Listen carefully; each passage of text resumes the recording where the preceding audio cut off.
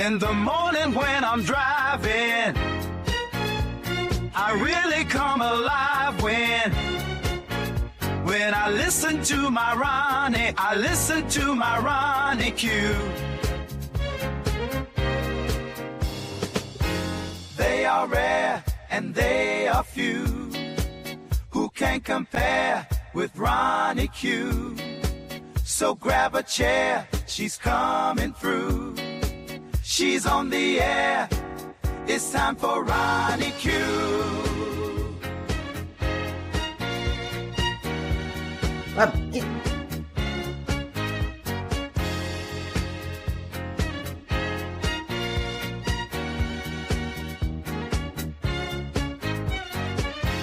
They are rare and they are few who can compare with Ronnie Q. So grab a chair, she's coming through.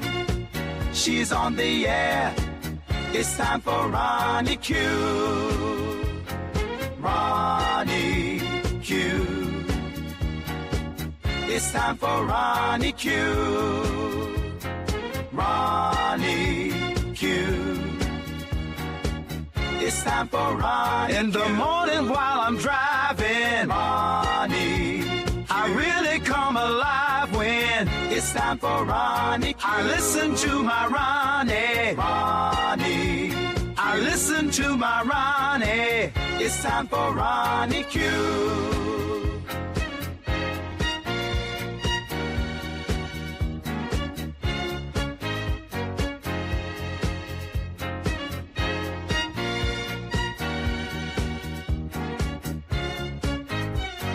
Take a seat and go meet Ronnie. Sweet, sweet, sweet, sweet Ronnie.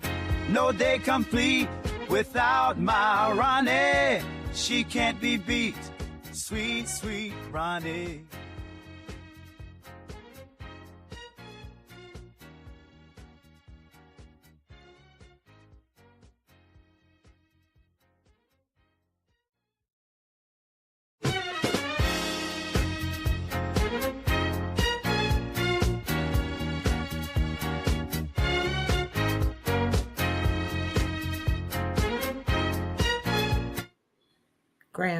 Grand Rising. Sorry about that.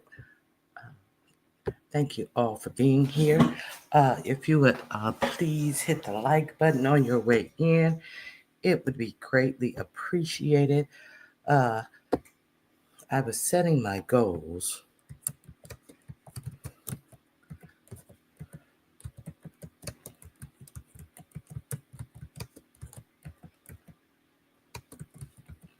Okay, my goals are set. So, hey Tay-Bay, you haven't even heard me say anything yet. And thank you for supporting my efforts in reaching my goals. Hey Nappy Child, Grand Rising, Tay-Bay forever. Good morning, everyone. Let's hit the light as we come in. Yes, thank you, Tay-Bay. Hey, Six, Grand Rising. It's good to see you again. So, as you guys all know, my goals are, I set my goals to inform. Hopefully, you guys learn something new. So, we're almost at the weekend. I can't believe we're almost at the weekend.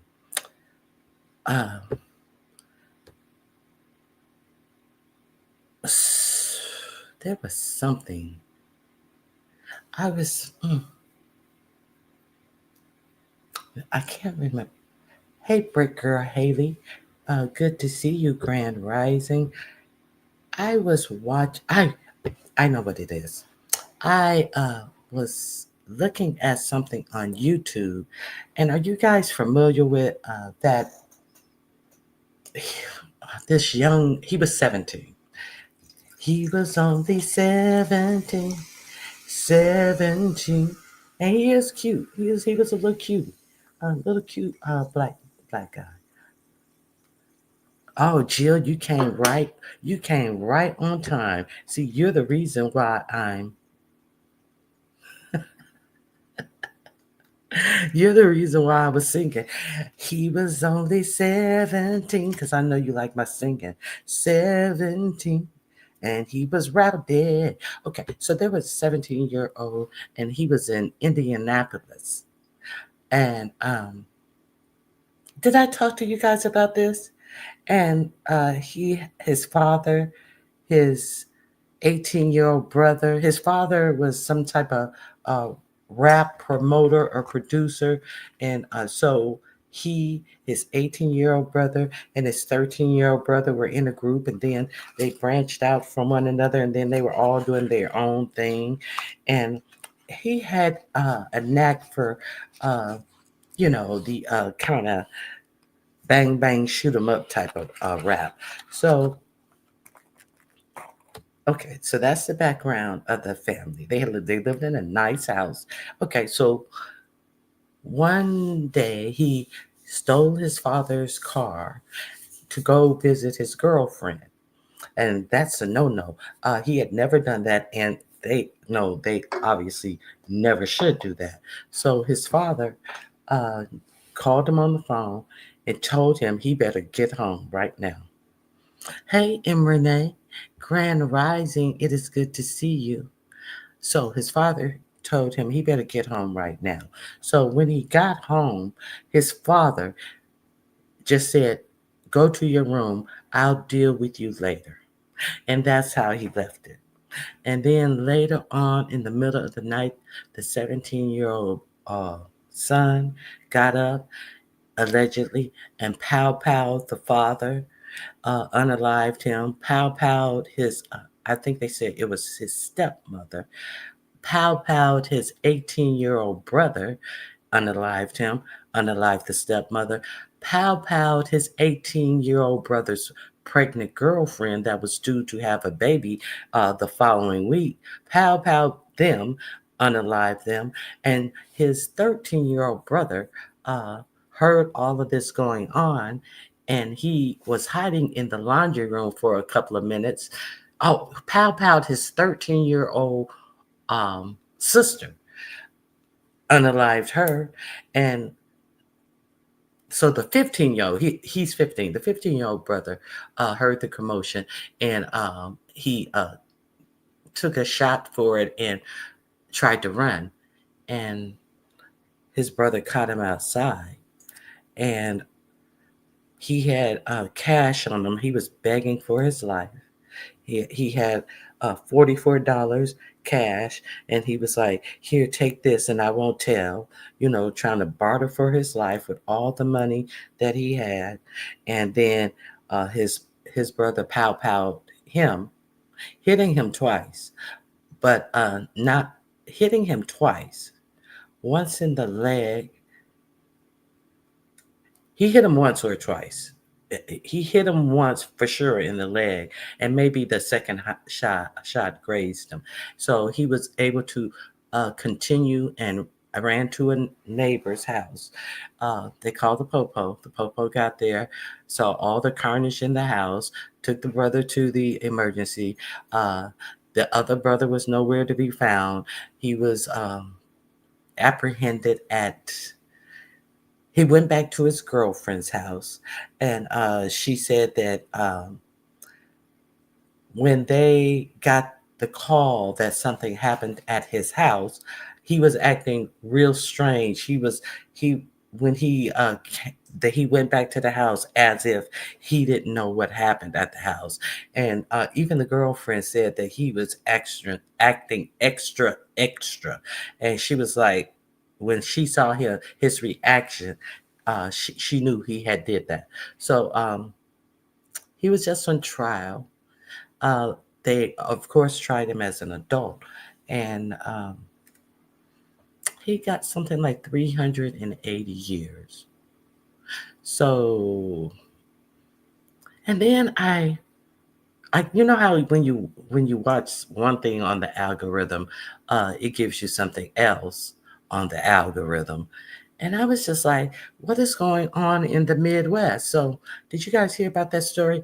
Uh, I don't know if he was high.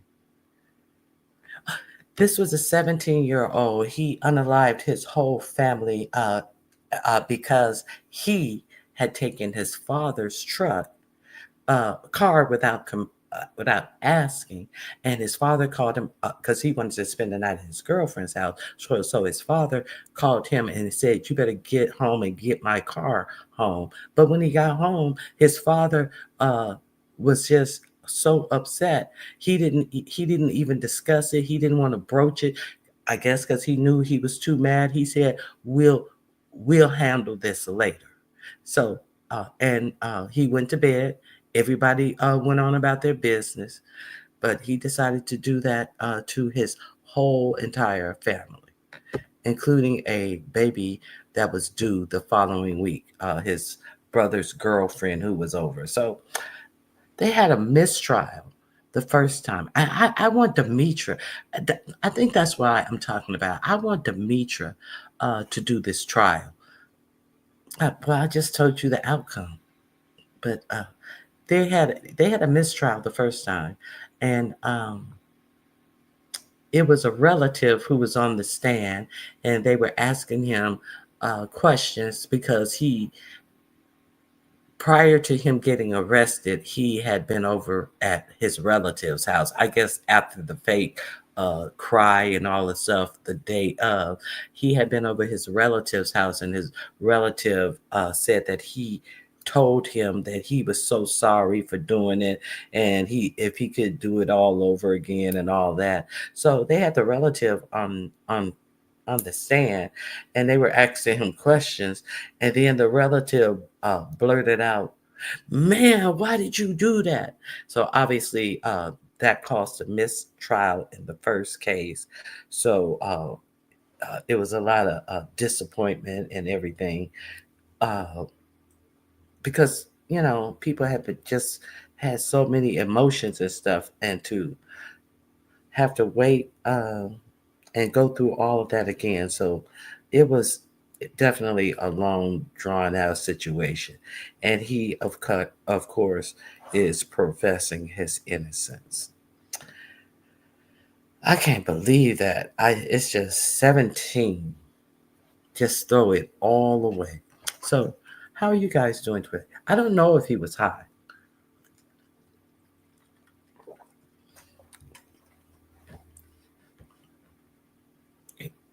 Y'all still with me? So, Jill, tell Demetra, if you run into Demetra sooner than I, tell her to check out that case. They were in Indianapolis. Okay. Okay. Now,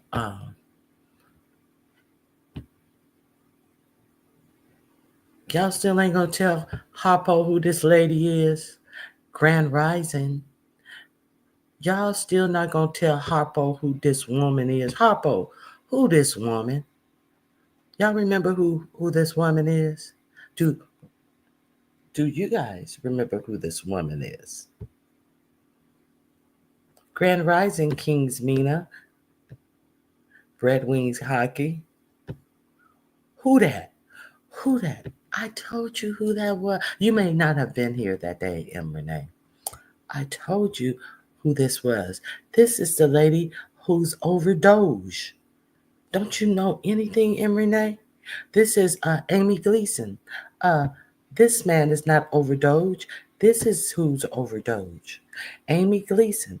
And once this stuff started going to trial and to court, even though during his address to Congress, he said that, hey, Musk is over Doge, but in court papers, they pulled back and said somebody named Amy Gleason was actually over Doge. But unfortunately, at that time of the announcement, Amy Gleason was on a 2-week vacation to Mexico. So that is why I entitled my, "What do you mean you don't remember?" Jill, I'm in rage. Get off the stage because I'm in rage. Me, me, Turtleneck Amy is Doge Fall person. Thank you, Kings Mina. Okay. Good morning, everyone, and may all have a beautiful day. You as well, Red Wing Hockey. You as well. So, yeah, she's the fall person for Doge. So she was on. They said that she was on a 2-week vacation to Mexico. So King's Mina and Nappy Child. Good morning, Madison. I'm sorry I missed you. If you learned something new today, Jill, it seems like I just taught you something new today. I have some goals. One has been met. I need 4 more goals to be met. Since you don't remember, okay. Amy didn't know she was overdosed. She was minding her business and exhaling on a boat in Mexico. Yes, she had no idea. But they said she had no idea that they were going to announce it. But this is what I want you guys to know. All of my links that I'm pulling are actually going to be are already in the description box. Let's get to it. I have a couple of things I would like to share with you guys regarding Amy. And okay, so now allegedly they wanted to have Amy to be the fall guy over at Doge. Okay, let me see. I have. Hold on, one more thing. I apologize. Okay. Okay, so they wanted Amy to be the fall guy over at Doge. However, um, we haven't seen or heard from Doge, but in a court filing, they said that Amy was over Doge. But since then, it's been about a month. It has at least been 3 weeks, and we still haven't heard from Doge. And even in his address, we have Elon over Doge. So in the court papers, they want to make him appear to be just a consultant or a type of thing who is giving input and consulting with 4547 because there is no way to get around the point that if he has the position that he has, he should have been vetted through Congress because the position and the things that he's doing takes vetting through Congress. But so now that he 4547 was sued about stopping all federal funds. And the judge gave a temporary injunction and told him to turn the spigot back on to everything that was already approved. He didn't do it. They lied and said they had done it on certain things, even Ebola, they haven't done it. Even on cancer research, children cancer research. They haven't done it. So then they had of course, it was a temporary injunction. So when they go to court for the real injunction, to us to really hit the case, they are told that they have to rehire over 24,000 people and put all of these agencies back to work. So that was in my show yesterday. I talked about that, and I gave a few highlights. But now, let's get back to Amy. Okay, this may not make any sense to you, but I remember, and I was looking for that video, and I cannot find it. It is in one. It is in one of my lives. Doge have been talking and communicating with each other via an app that does not that the app is an encrypted app and it automatically permanently delete what they're talking about. So they've been told that they need to stop using that app because and answer all the FOIA requests that are made, because if they're doing this stuff in the government, uh, they should be they should have to answer to any FOIA requests. But if you're using an app that's deleting all your messages, and why would you be using an app that they didn't? They thought nobody was going to find out that they was using this app. So the judge told him, and give me all of your transmissions that you have, and they're not going to do that if they was using the app that deleted. You can't trust them to do nothing. Everything they do, they're going to do secretly. So they ain't going to get his judge everything. So back to Amy. There was in the time that they were told that they had to answer to FOIA requests, Amy Gleason came up. They said that they got a workaround to access to all employers' information via the HHS home. What is that? Home HHS hum, Health and Human Services. Who's like home health? No, Health and Human Services. Okay, who's over Health and Human Services? Uh, if you guys don't know, R.F. Kennedy is over Health and Human Services. So they said that they were trying to get access to all of the Americans' employment records via the IRS, but the IRS wouldn't give them that information. So he got a reach around. Let me share this article with you. Let me see what you're saying.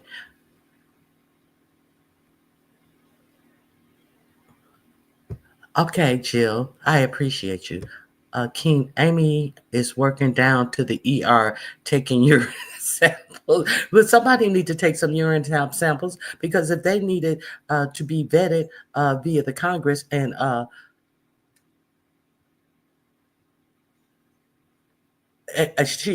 somebody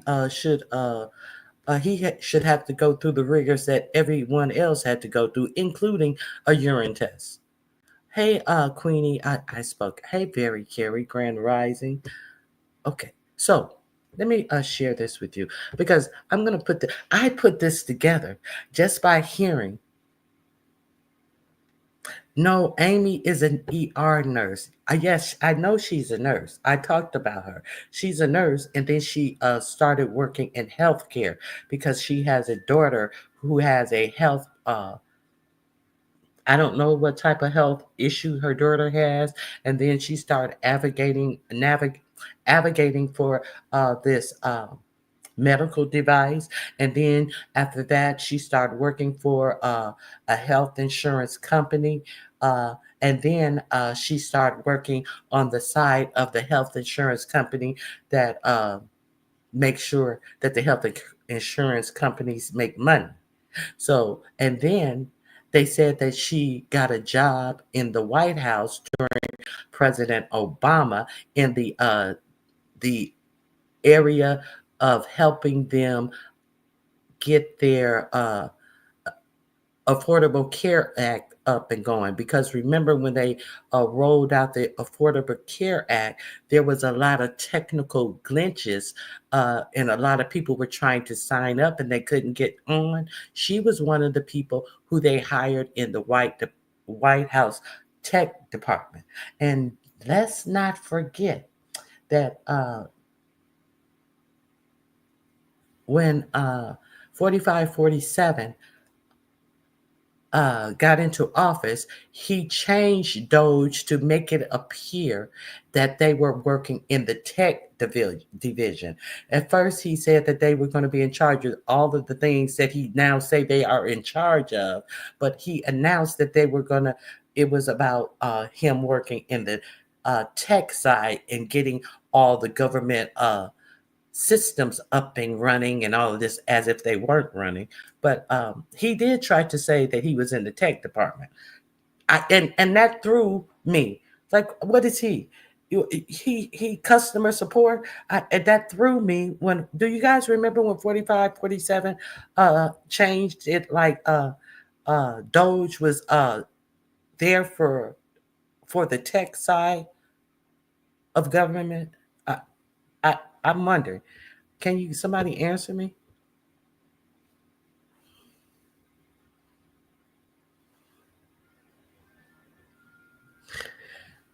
Are you guys? Am I that far ahead? I because I want to know. Does anybody else remember that?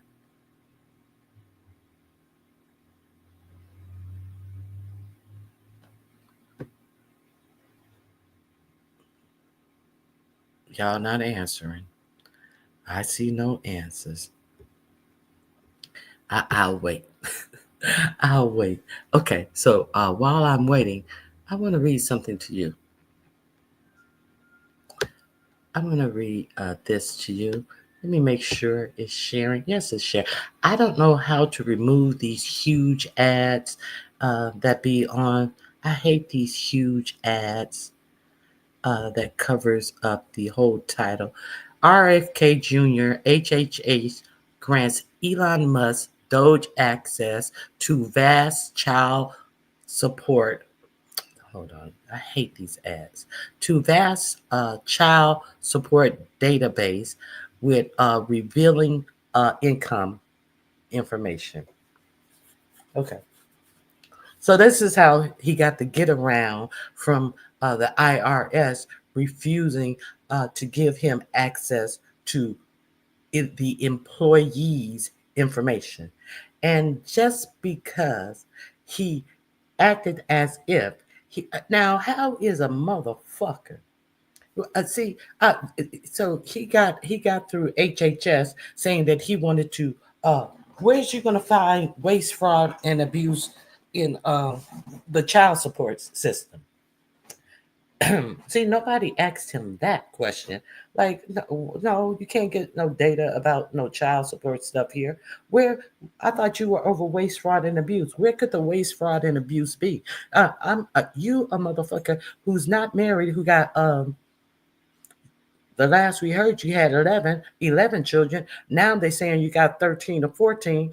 We know that you the mother of the baby who was born by the Republican, what did they call him?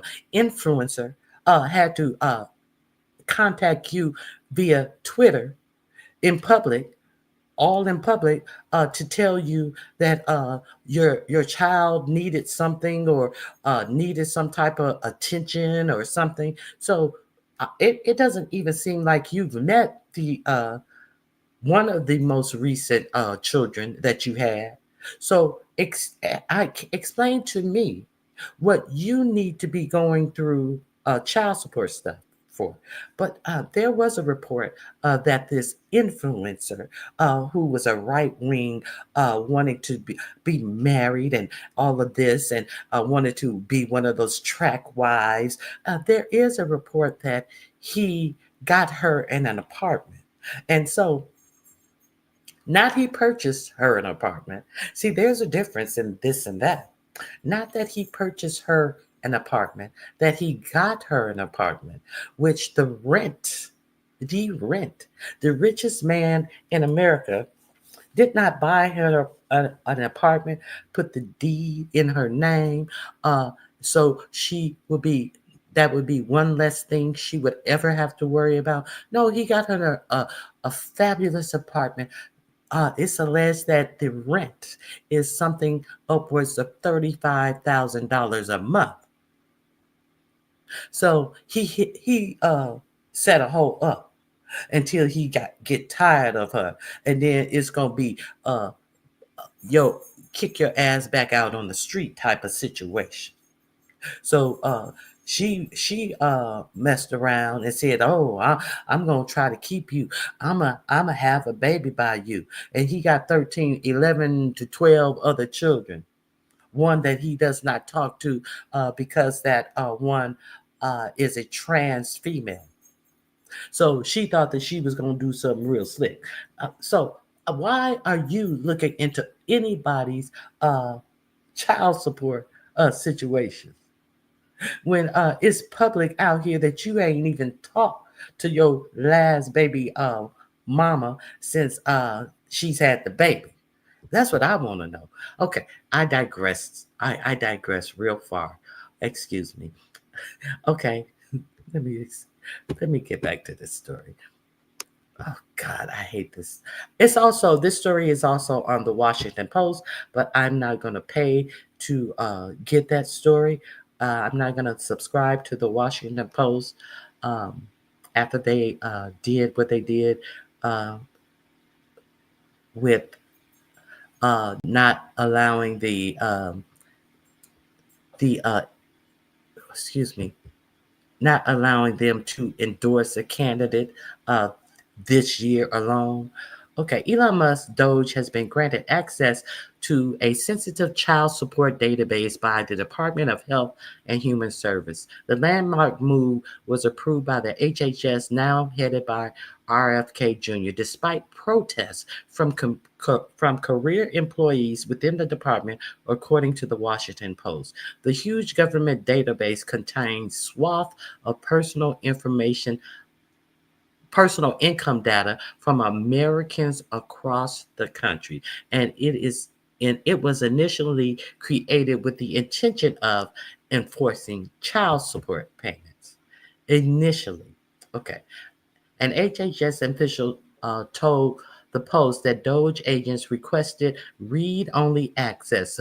So we know they always say that they just want read-only access. We know that they said that with the Department of Treasury that they had read-only access, and now we hear people in the Doge, uh, congressmen in the Doge over oversight committee talking about who took pictures of of information, who took screenshots of information that they have read only access to, and we understand that these are in fact hackers. But let's continue.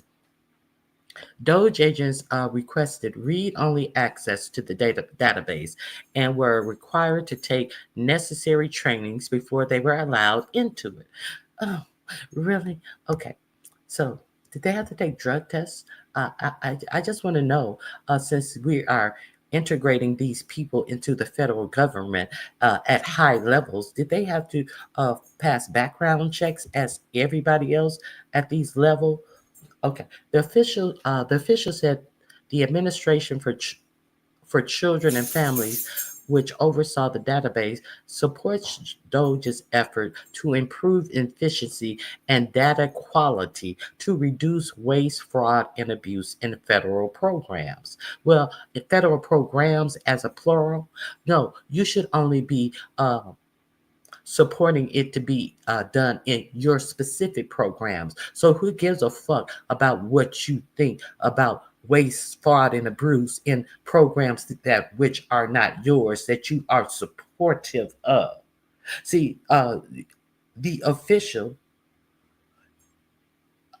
should not care about any other programs, and you don't have any uh, approval, or nobody you don't have no support behind Doge about programs that are not yours. Do you support them, and what waste, fraud, and abuse are they going to find in your federal program? So we get what's going on here. So you are a lackey, and you think that it's cool that he has access to all of this database information that we are collecting about Americans' uh, uh, job information. This database that we are giving him full reign over. So we get what's going on here. Okay, let me see. Let me see.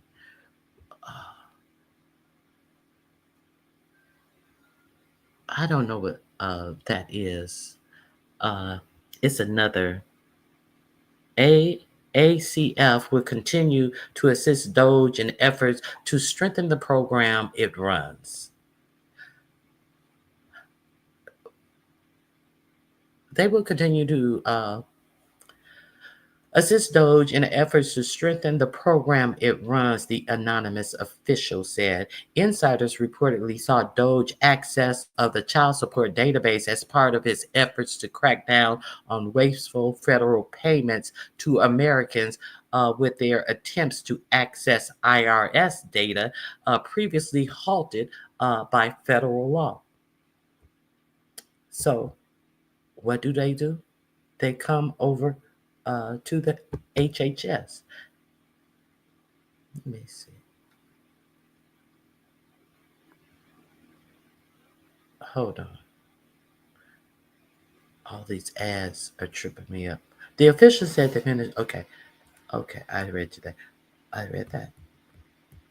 The child support database may offer similar information on tax records and federal benefits that could highlight duplicate or fraudulent payments that may have been previously missed by the separation of huge government agencies. So, what he couldn't get from the IRS, he found out that he could get via HHS. So they gave him access under the guise of finding waste, fraud, and abuse in the child support system. Do you guys follow what is being said here? And this numbnuts right here gave him the key to the city. Do you understand that we have totally unqualified people, and the people who some of the people who work for the HHS was not in agreement with this and spoke up about it. According to HHS insiders who spoke with the Post, a career civil servant protested allowing DOGE agents into the child support database, but that person has since left the department.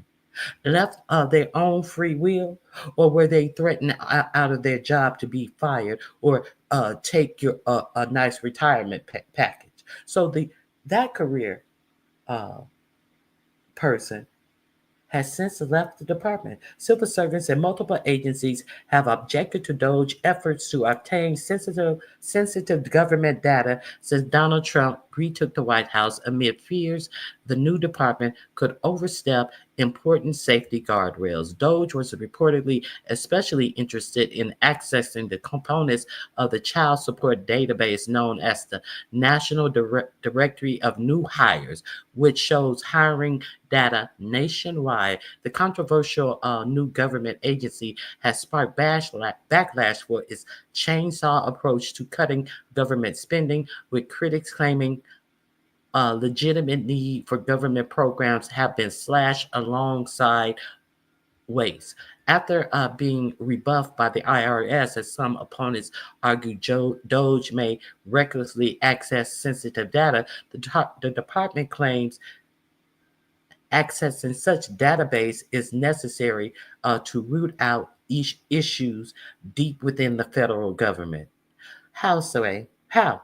As DOGE access to the child support database were reported on Friday, Democrats urged the department to fully explain the move and reveal how many Americans have had their confidential information received or accessed.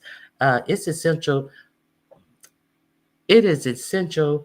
Wait a minute. It's essentially an in run around the confidential taxpayer information protected by the IRS, Congressman Richard Neal told the Post. Neal, the top Democrat on House Ways and Means Committee, wrote a letter to RFK Jr. and Treasury Secretary Scott Bessent, urging the White House to lead with transparency. No one, including DOGE, should be rummaging around in the confidential information of private citizens at any agency where the protected information resides, Neal added. Okay, so let me see. I think there may be a little more, but it got to the gist of where I want uh, to get with you guys. Yes, there is a little bit more. Okay, let me see.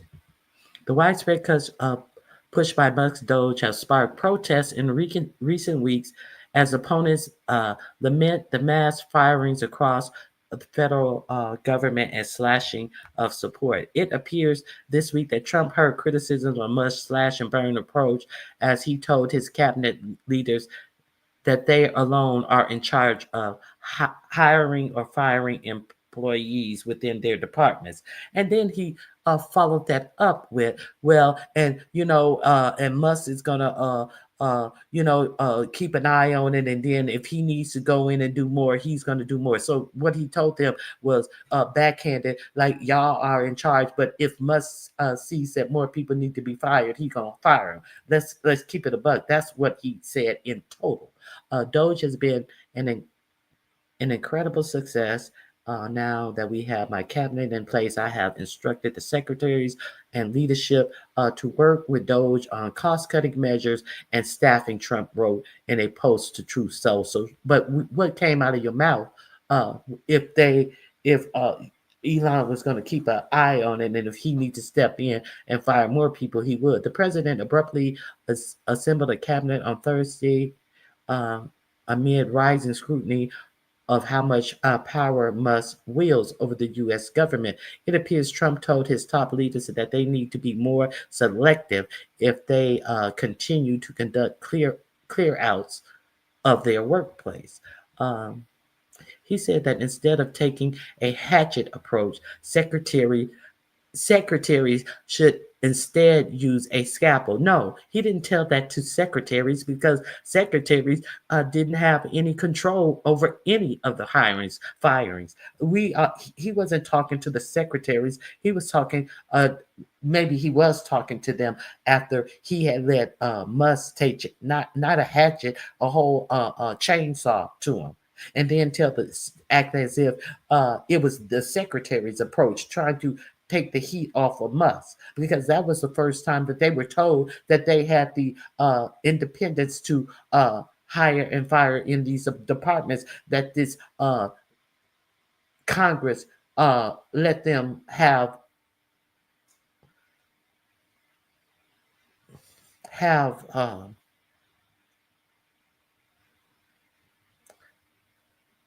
have the actual, what am I trying to say, responsibility of. That wasn't what I was trying to say.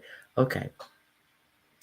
The news from HHS comes just days after the agency controversially announced that the CDC will study the potential link between vaccines and autism.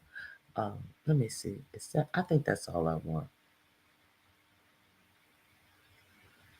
Now they're talking about on the heels of the largest measles outbreak. Okay, so they're going on more with JFK. So let me see if y'all understand why I thought that it was important for you guys to see this. Hey, Auntie Donna, Grand Rising, Lexi Lex. Please like, share, and subscribe. Thank you. Okay. Do y'all understand why I was reading that? Good morning, Black Pearl.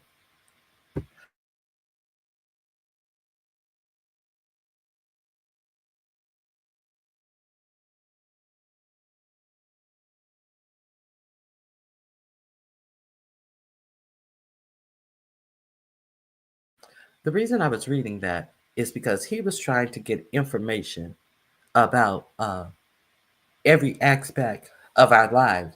He was trying to what they call data. What do they call it? Data.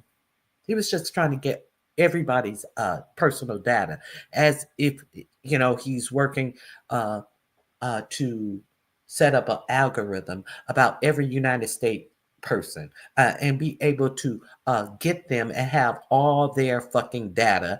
And we know that this is a administration of retribution and pain. So let's be clear on exactly what he was trying to do. And okay, so let me keep it right here. So that's my opinion. So now they have this Amy Gleason, who they say is over Doge. But we have not seen Amy Gleason in a press conference asked or answered a question about anything that she's allegedly doing as the head of Doge. No, we have not. But you know what just came out in that court filing where they tried to pretend like Amy Gleason was over Doge?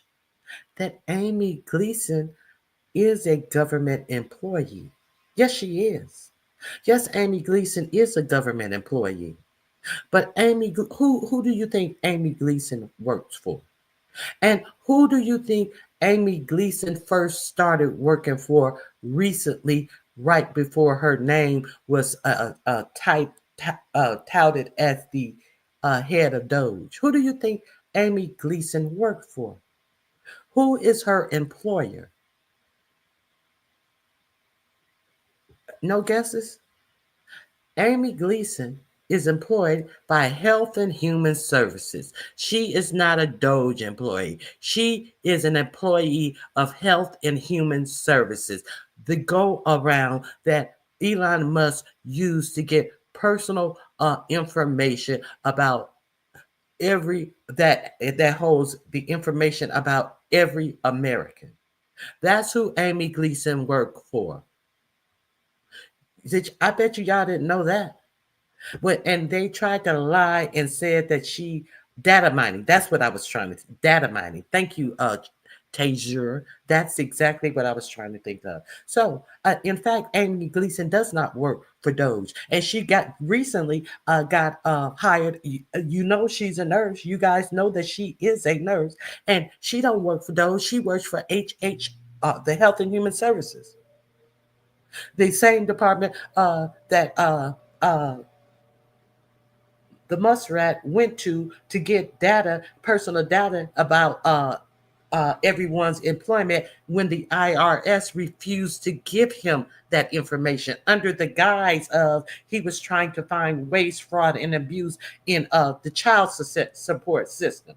Well, you ain't got to find waste, fraud, and abuse in the child support system. If you want to do that, go to the motherfucking courts, motherfucker. Go to the courts. Go to the DMV and see how many people who are behind on child support get their license revoked and can't even go to work sometimes to catch up. I'm not saying that deadbeat fathers shouldn't get any repercussion, but in some instances, they make it impossible for the father to actually go to work, those that have jobs, and then they revoke their licenses. Those that have jobs where they must have a valid license to do their job, they will make them lose their motherfucking jobs. So y'all didn't know that? Authority. Authority. Thank you, Nappy Child. Yeah, that I was looking for something more devious to say, but yeah, he has the authority of these people that have the authority over these government agencies. You know exactly what I'm talking about. Okay. He is advocating for a cap on child support. Uh, that's so he don't get bankrupt from all them bastards that he got out here. Yeah, shoot. Uh, he played. I know he played that last one for a fool child. He's trying to mess around with his child support information. Uh, He's not doing anything for our country. He's doing this for himself, trifling ass. No, he did that to get access to our information about our employment information because the IRS wouldn't give it to him. And now let me share this with you guys. Uh, I was stunned because I I heard that he got into information by using HHS, and it didn't make no sense to me. And I was like, Health and Human Services, what? I mean, I can't imagine them giving no information about us personally because I didn't think that HHS had our personal information like that. You understand what I'm saying? I think of Health and Human Services. I think of them sort of like obviously I'm thinking wrong about Health and Human Services. I'm thinking of, they are uh, a part of, I don't know, uh, more medical studies and all of this type of stuff. I don't think of them as like a health department that has actual data on individuals. So I didn't know that. So let me share this with you guys. And we're gonna put this all together. We're gonna, as they say over there in Lemonville, we're gonna land this plane because I think it's important. Uh,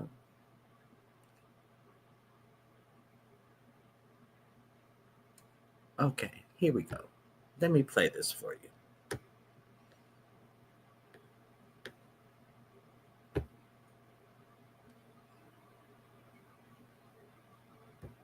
To child support database with income data on nearly all U.S. workers. Washington Post. The U.S. Department of Health and Human Services granted the Department of Government Efficiency access to a sensitive child support database containing income data linked to nearly all U.S. workers. Representative Richard E. Neal stated that granting DOGE access is essentially an end run around confidential taxpayer information protected by federal law. DOGE's access to the database is intended to help identify fraud and waste in government programs, according to an HHS official. A federal court previously declined to limit DOGE's access to other government payment systems, but ongoing lawsuits and privacy concerns continue to raise alarms among civil servants. HHS grants DOGE access to child support database with income data on nearly all U.S. workers. Washington.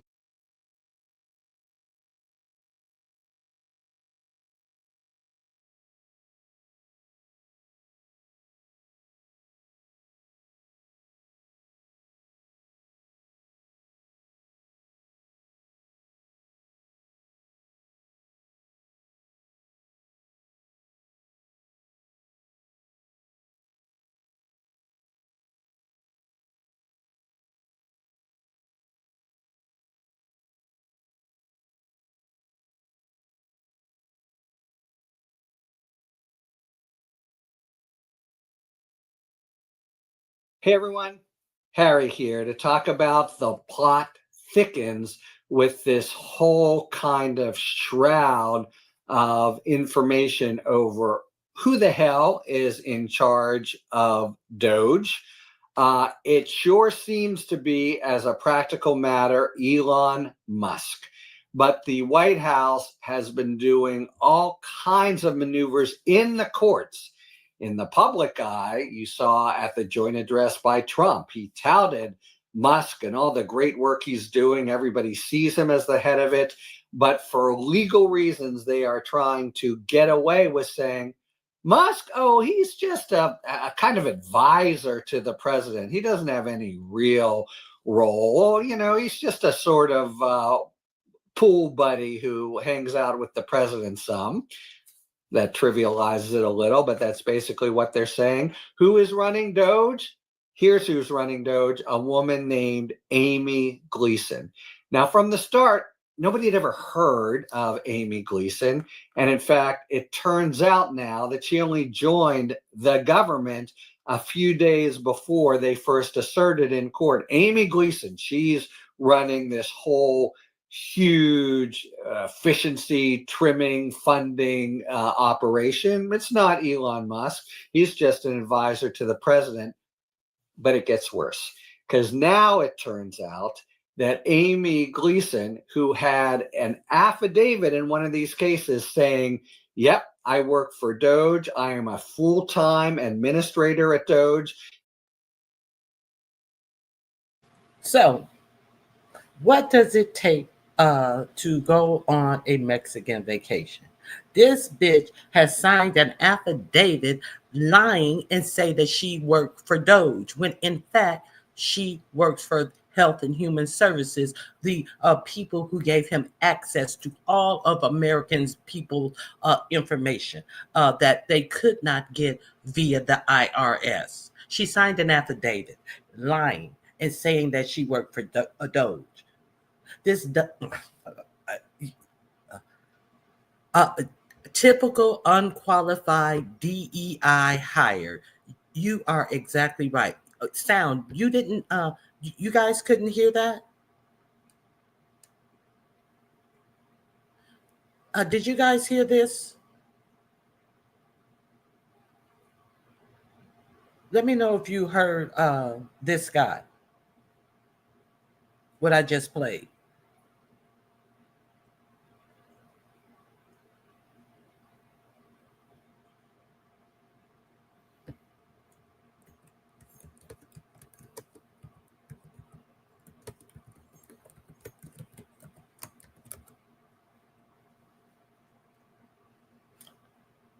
Okay. Thank you, Renee. Okay. So she actually signed an affidavit. Uh, thank you. That she lied, that she worked for DOGE, and when in fact she worked for HHS. So when I heard him say that, I was like, hold up.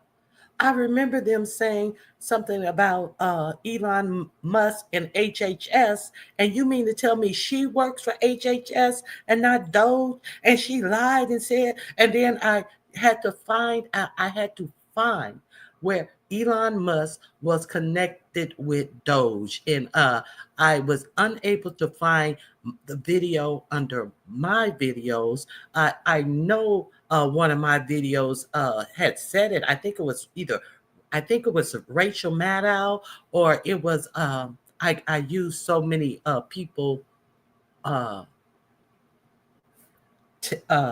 information, and I let you guys hear so many different people that are not mainstream media, so I couldn't remember who it was. That's why I could only find the newspaper announcing this. Now, this was an announcement. That article is in the description box, was from March 8th, and this judge ruling came down yesterday. So I had to find out this connection. And now we see why he got through HHS. Now we see why they're trying to pretend like someone from HHS actually worked for DOGE. Because they're doing anything, all this stuff that they're doing is illegal. And we're going to see also, I think the judge is going to say, I know I've heard congressmen say, if he has this much authority, he should have been vetted, and he should have gone through a confirmation hearing like everyone else. But let me see if the judge said it as well. Hold on. Now it turns out she was actually hired and continues to be in the service of Health and Human Services, a whole nother U.S. agency. So this woman who has said that she was full-time handling all this stuff at DOGE has filed an affidavit, because she had to in court, saying she was hired. And again, just a few days before they started touting her as the head of DOGE for some role at HHS without even a mention in the affidavit that she filed, that anything about HHS. So something is funky in the extreme. At a minimum, they're clearly trying to talk out of both sides of their mouths, saying that this woman is, in some piece of paper somewhere, but we haven't even seen the paper, the actual top dog at this huge new federal agency. What else can you call it, that everybody, all the other agencies, have to basically, report to and take their lumps from, as DOGE is in the business of just completely reducing their workforce and their jobs and their functions and the like. This woman who's in charge is on paper not even an employee of DOGE, but rather of HHS. So something is funky, manipulative, completely legal, contrived. For Amy Gleason to, a few days before they advance her, to come out and sign on to HHS, which we now know she did, and that's her current status. But then at the same time, for the administration in court to be saying, oh, she's the big boss here. Elon Musk, he's just a little advisor. Something at a bare minimum is really funky. Maybe they can square the circle in some way legally. Like, here's that secret piece of paper that actually says she's in charge of everything, but it sure doesn't seem likely that she's doing it full time. She just had started it before they said it. Okay.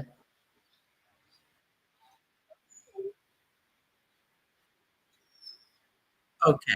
So if you want to watch the rest of that video, uh, go over there. It goes on about 10 more minutes. I haven't seen the whole thing either. So I'm going to have to watch it to the end. It may be some more juicy stuff in there, but I don't want to bore you guys. If you guys want to hit the link and have the conversation, the link is pinned up top. So what do you guys think about that? I think that what I think is that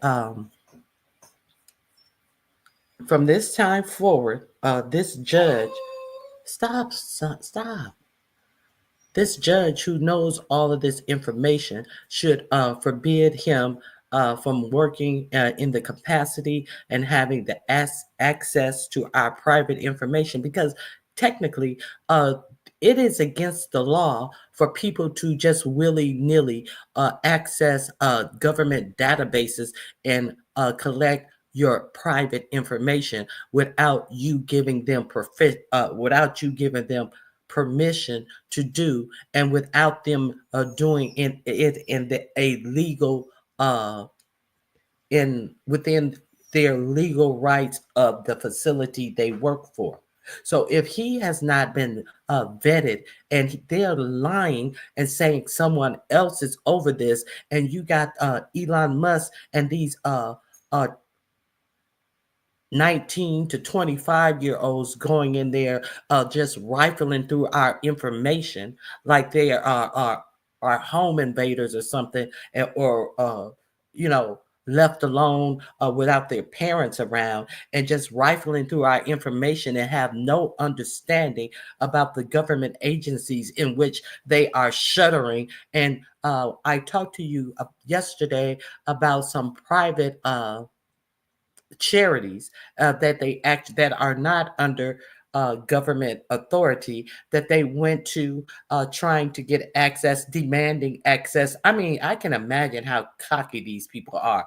Even when the heads of these agencies ask them their names, they won't even tell them their names. They just walk around, hear you asking, "Who are you? What is your name?" And just walk past you all arrogantly.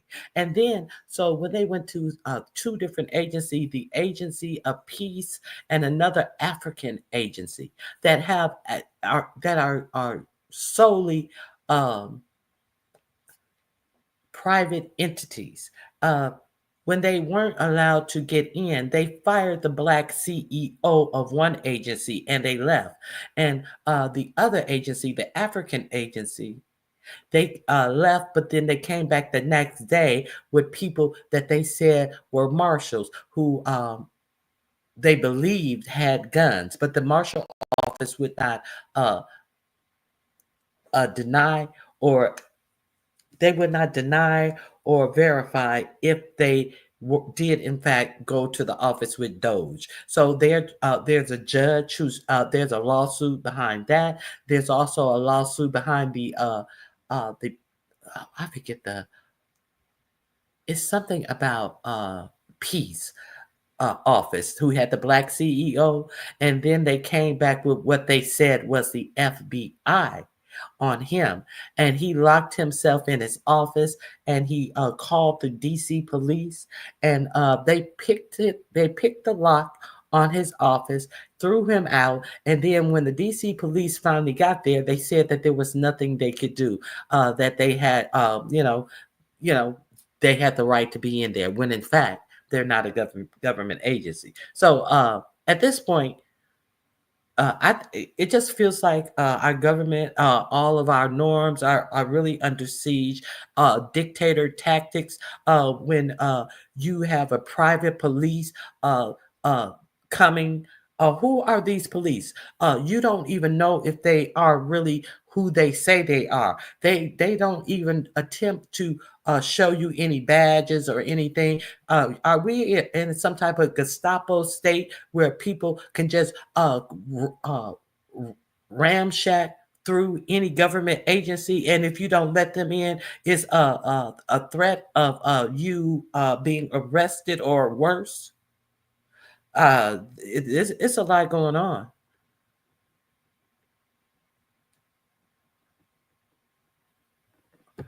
Truth and Reason said yes. Nappy Child says I'm pissed. So I'm just wondering.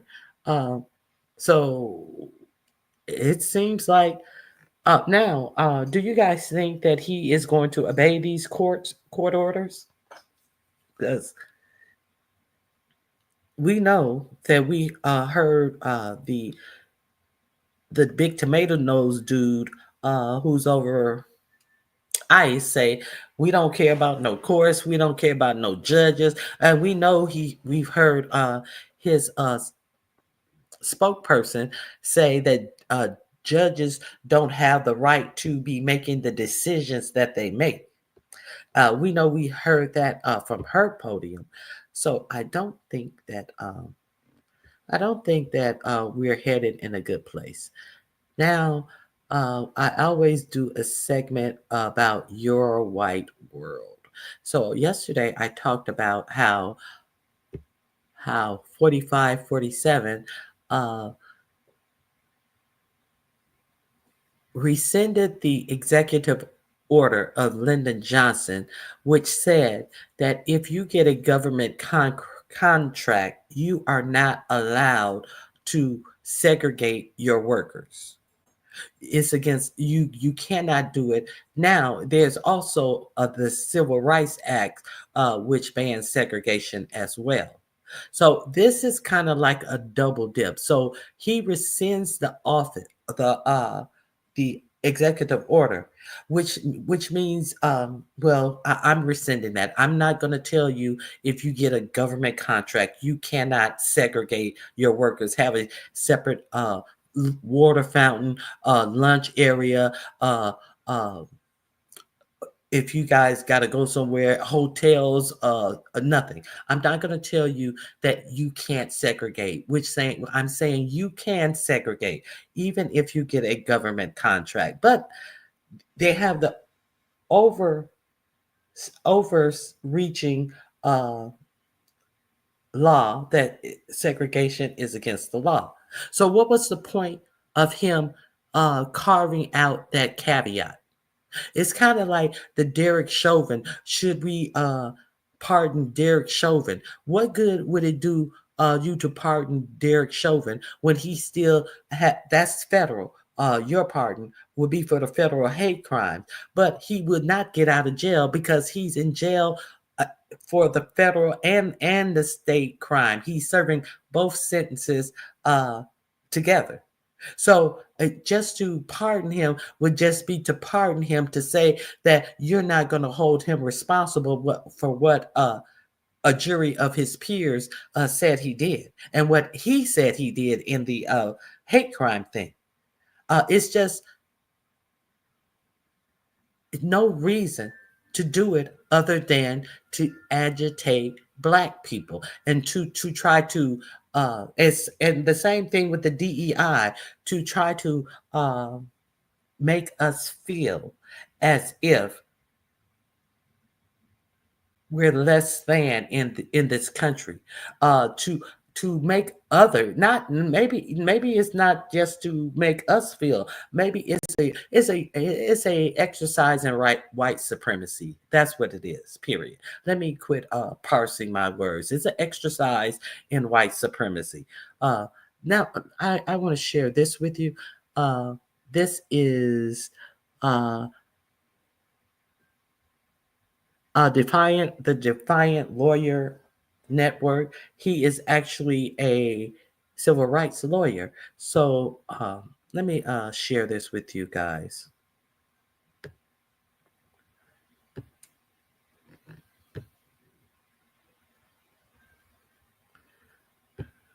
Okay, the name of this video is Trump Plan to Resegregate America. No Negroes Allowed. So he introduced himself and gave his credentials. The link is in my description box, but let's get right to it. Particular question. When my team pitched the idea, I thought it was impossible. Hold on. Let me get through this commercial. I want to explain. We see that the letter is actually from the GSA, that is the U.S. General Services Administration. So it's an administrative office, and it is coming from the director, William Clark. We see his digital signature there. And the subject line says CAAC, consultation to issue. Hold on. We see his digital signature there. But okay, this is the letter advising that how Trump's executive order is going to affect all of these departments. And he said, you see his digital signature there, the same digital signature that he said that he was nulling and voiding all of Biden's pardons because they had digital signatures. So should this also be null and voided as well? Let's continue. And the simple fact that he also had digital signatures on all the pardons that he gave the January 6 people. So why are we even taking this man seriously? Just an exercise in white supremacy, more like white fragility at this point. Let's continue. I'm sorry.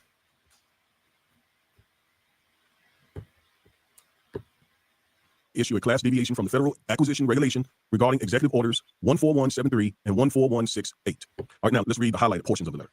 Executive order 14173, ending illegal discrimination and restoring merit-based opportunity, revoked.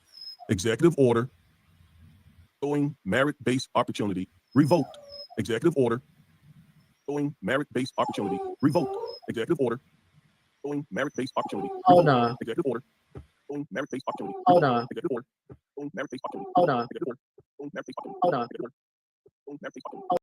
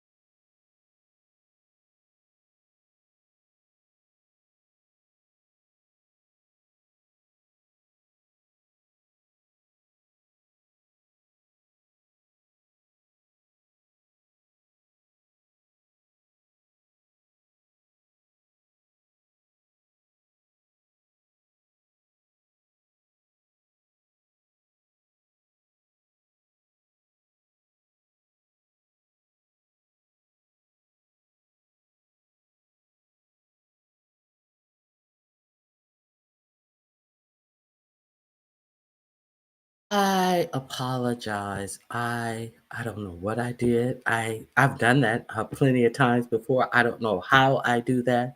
I apologize. Let's get back to this. I apologize. Okay.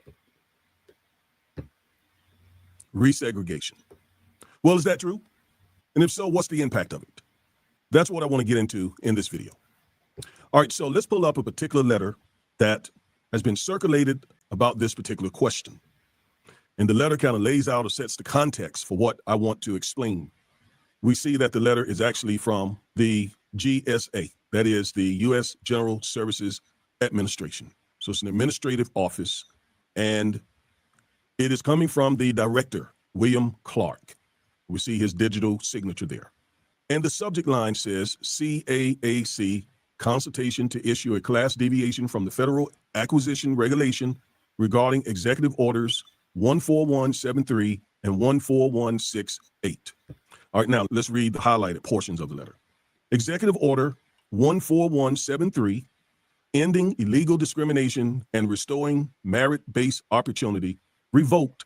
Executive Order 11246, equal employment opportunity. Now let me explain what that's saying. So Trump issued on January 21st, 2025, one day after his inauguration, he issued Executive Order 14173, which basically ended DEI and DEIA, diversity, equity, and inclusion, and diversity, equity, inclusion, and access. He ended it. But not only did he end that, he also revoked an executive order issued by Lyndon Johnson in 1965. Now, I've actually done a video on this already, but this issue of whether Trump has resegregated America has come up, so I'm, having to do this as well to explain, again, the nuances. So the executive order that President Lyndon Johnson issued, 11246, equal employment opportunity, he issued that so that the 1964 Civil Rights Act would be extended to the federal government in terms of contracting. Okay? So he extended it to cover contracting. So the letter goes on to say several FAR, that stands for Federal Acquisition Regulations. Federal Acquisition Regulations or regulation. Several FAR provisions promulgated to enforce EO 11246 are not consistent with the direction of the president, see FAR subpart 22.8, and associated provisions and clauses as prescribed at FAR 22.810. Now, what is all that saying? That is saying that federal regulations were promulgated once Lyndon Johnson issued his executive order 11246. In order to enforce it, federal regulations had to be promulgated.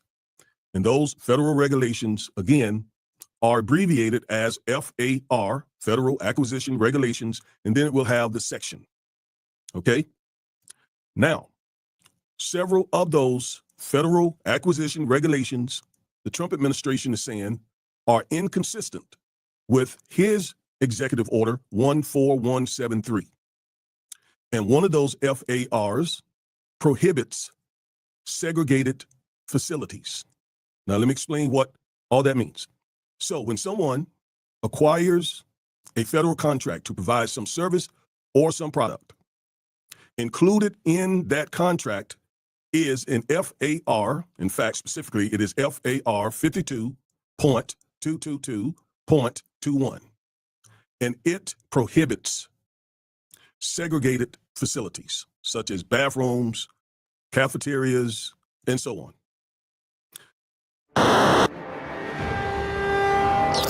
If you own a home, you're at risk of house stealing. With house stealing, So a corporation or some other entity that gets a contract from the federal government, one that involves equal employment opportunities, there must be the inclusion of FAR 52.222.21, which prohibits segregated facilities.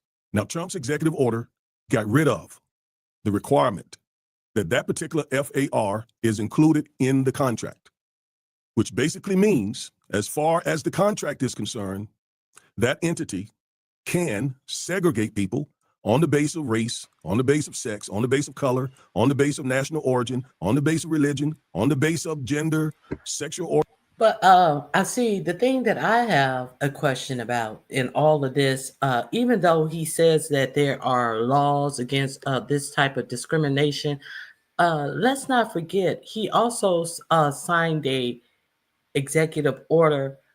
I think it's the EEOC cannot investigate, go further. He called a freeze on the EEOC to investigate any more discrimination claims and to freeze any settlements that are, people have gone to court and were waiting on their settlements that won their cases. Now there's a freeze on that. So with him taking this out of the contracts, what if you get a job with someone who has a government contract and they try to segregate you? It's going to cost you time, it's going to cost you money, and it's not going to be investigated because there's still a freeze on investigating this type of stuff. You get what I'm saying? So I think it's just giving you nowhere to go if it still happens to you. And of course, there is a law against it, but nobody's going to investigate it if you even try to find a claim. You won't be able to get an attorney for your claim because they know that there's still a freeze on it and it's not going to go anywhere. Okay. Orientation or gender identity. All of those are prohibited reasons for segregating any of their facilities. Trump got rid of that. So in essence, these entities can once again segregate people on those bases. Now, let's go back and read because there's some very important provisions here in this letter. Let's jump down to the other highlighted area, and it says, contractors are still covered by existing United States laws on civil rights / non-discrimination. These laws apply whether or not the company is a government contractor. So this letter says, even though FAR 52.222.21, which prohibits segregated Now, I don't know if he touches on that. facilities, Let me see. the entity, other civil rights laws from implementing. Let me see. So Trump's executive order got rid of a federal regulation that prohibits these because of other civil rights laws. Gated facilities, there are other laws that still prohibit it. And here is where the nuance starts. And let me explain it to you. So first of all, having that federal regulation prohibiting segregated facilities is just another layer of protection. And more importantly, it is in the contract. It is literally a part of the contract. It is language that must be included in the contract, which serves as a facilities. Now, although there are still other laws, if the contract doesn't include that particular registration, the only recourse for the victim is to bring a lawsuit pursuant to maybe Title VI of the Civil Rights Act of 64 or some other federal law. But what's the problem with bringing the lawsuit? Well, there can be two. One, they cost money to litigate.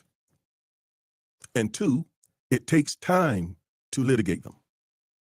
So quite often, someone who has been victimized by a segregated facility may decide, Please.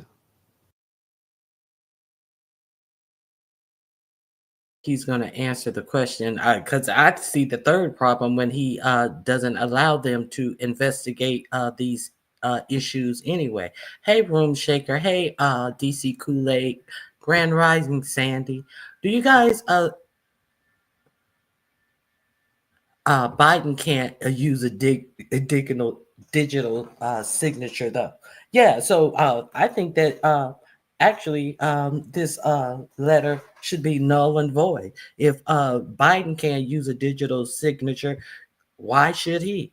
So, do you guys remember him putting a halt on investigations of discrimination? I guess you guys don't.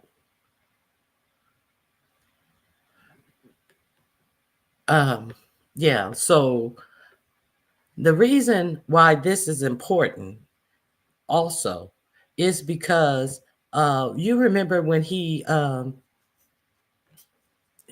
removed DEIA from all federal facilities, and when he signed his executive order about removing DEIA. Grand Rising, Bernice, thank you for joining me. So the reason why that's important is because a lot of people don't know that he tasks people in his administration to go out and seek for private companies. He also said that he hoped it would drain down to private companies.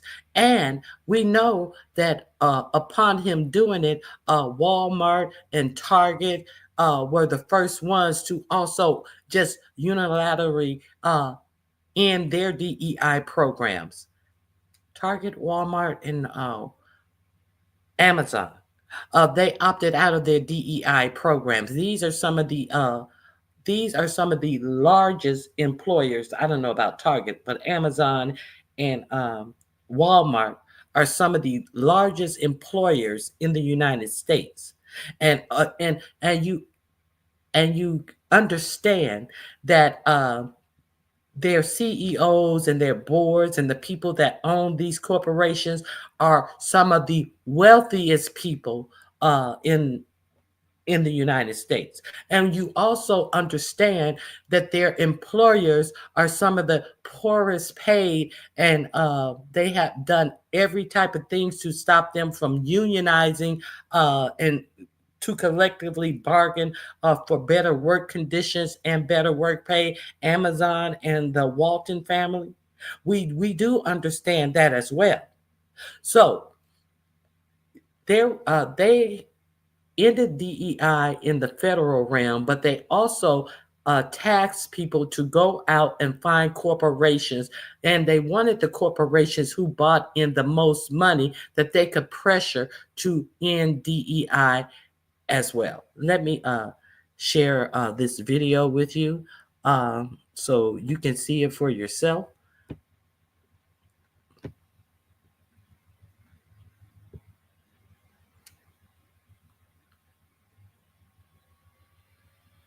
Oh, that's not the one. Hold on.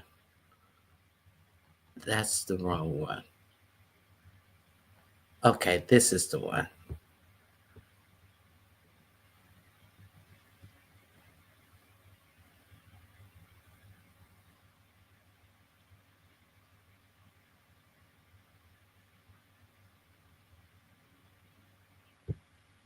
Here we go.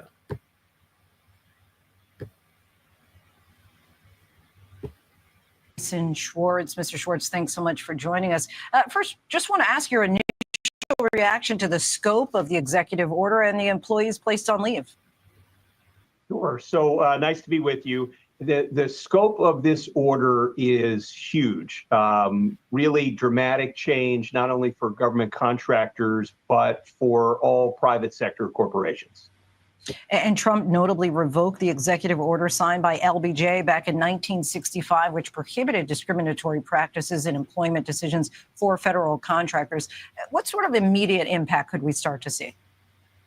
So the president, as you said, revoked the 1965 executive order from President Johnson and has flipped the requirements so that government contractors now have to agree not to engage in any sort of DEI program that has a preference based on race or gender. So not only do they get rid of their affirmative action programs, but they have to agree not to engage in certain DEI practices.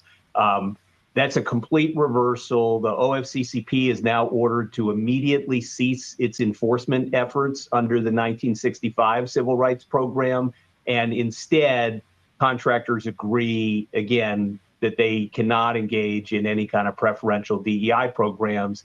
And the order suggests that that will be enforced not just by the federal government, but that private citizens are going to be deputized to bring what are called False Claims Act actions in order to enforce that government contractor requirement. Now, the White House said that the executive order demands departments and agencies take strong action to end DEI policies in the private sector as well, and that the Attorney General should also encourage the end of DEI in the private sector. What could those actions look like?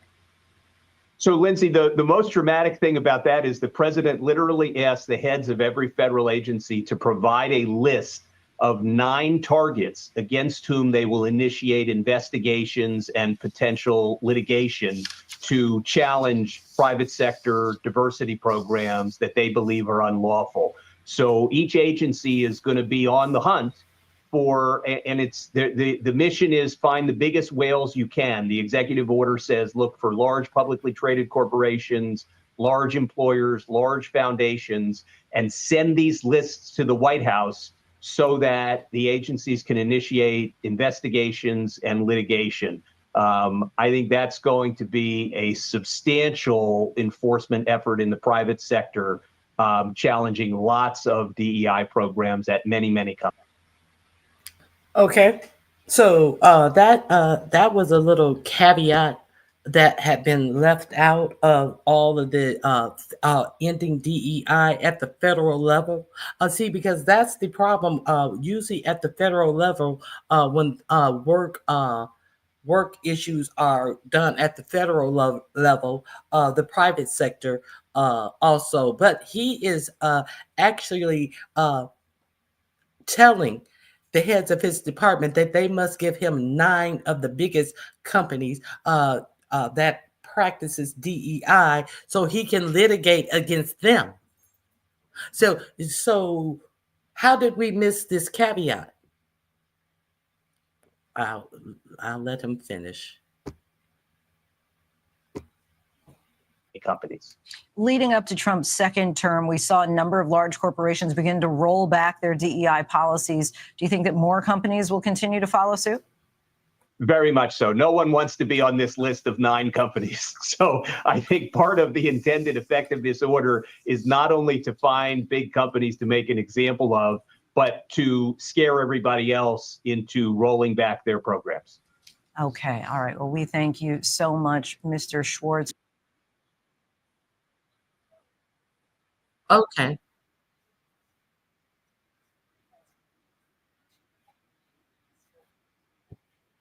Okay, so that is in my description box. Feel free to go over there and check it out. Now, I know you guys may remember. I know you guys may remember that Musk also gave out an email late on a Saturday night telling people that they must tell him the 5 things that they did on their job last week, and if they did not respond, they would be fired. And then he took it back, and then he said, we just wanted to make sure that the people were actually real people, and that was the only way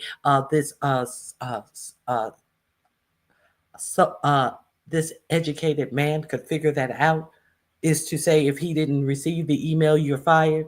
And then they had to walk it back. And then when they walked it back, he said, but he still wants to know. He's still putting out the letter. And they did put out another letter. So do you wonder who's going to read all these letters?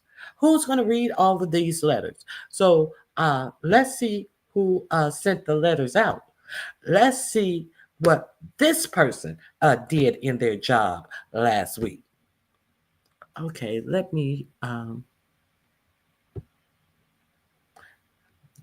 their job is to promote government efficiency. Her job is promoting government efficiency. She's being, okay, let me play this for you guys. Let's see what she's been doing on her job. CNN learning the education department is expected to begin sweeping layoffs tonight. The goal, we understand, is to cut about half of the 4,100 person workforce, so 50% cut for the DOE. It comes as a CNN investigation looks into a high-ranking employee at the Office of Personnel and Management, the agency that sent out the mass email asking federal workers to justify their jobs. That high-ranking employee has been filming influencer videos that promote what she's wearing on social media from inside her government office. Kyung La is out front.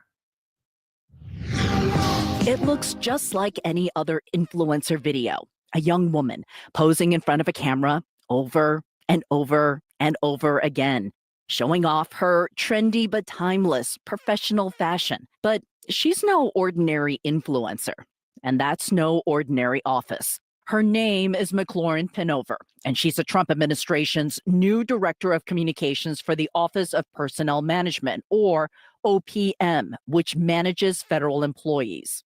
All of these videos were shot in her government office, right here at OPM headquarters in Washington, D.C., ground zero for Trump's plan to cut thousands of workers from the federal government in the name of efficiency. Inside her office, Pinover captures video at her desk, putting on makeup, modeling new outfits to her 800 followers. Pinover markets clothes on her account. Using what's called affiliate links, she could get a portion of any item sold through her Instagram page, like this $475 skirt or $300 dress, but it's unclear whether she's made any money. On February 13th, the day 20 people on her communications team lost their jobs, she posted a moment for mixed patterns. And the week when her agency demanded all federal employees list 5 things they did that week, she posted the Business Woman Special. As OPM spokeswoman, she defended the memo at the time as a commitment to an efficient and accountable federal workforce.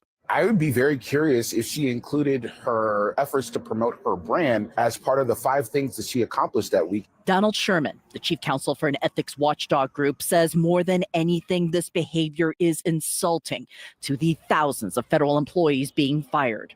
This Trump administration appointee is violating the public trust at the same time as she seems to be instrumental in the administration's attack on civil servants.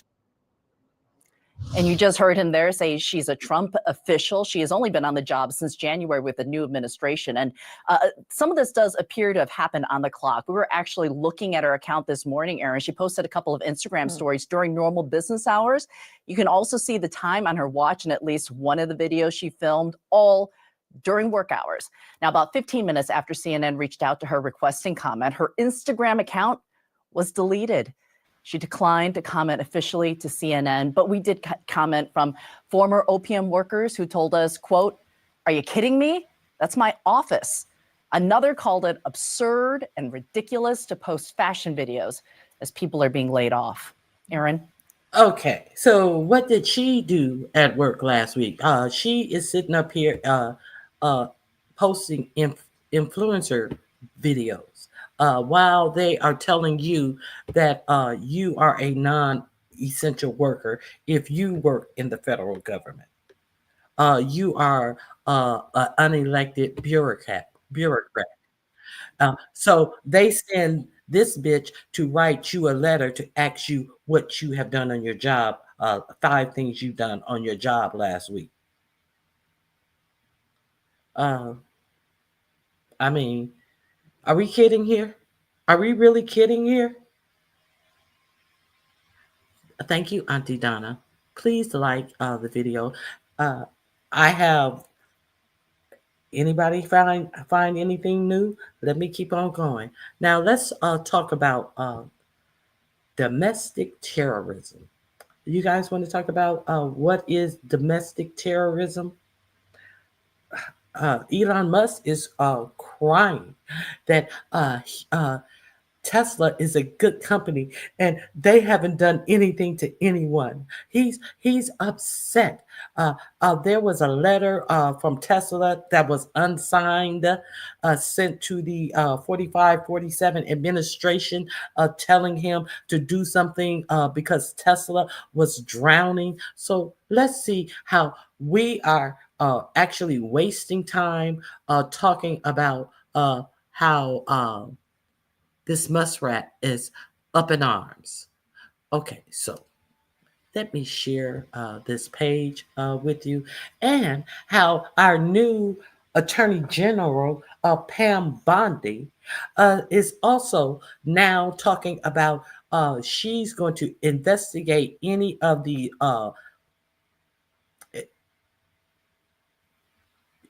I mean, doesn't Tesla have insurance? She's going to investigate any of the vandalism at Tesla as domestic terrorism. This is what I want to tell you. So, are you investigating any other vandalism at any other stores as domestic terrorism? No, I think not. And I'm wondering if those cars that got burnt up in that Las Vegas repair shop. I'm wondering if he is going to take care of the cars himself out of his rich pockets, or if he's going to let the owners have to deal with their personal insurance company. That's one of the things I would like to know. That's what I would really like to know. But let me share this with you guys.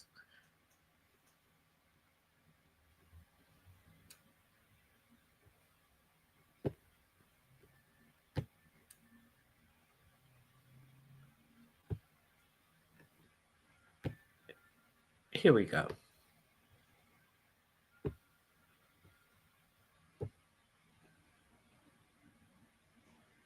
To me, that there is this level of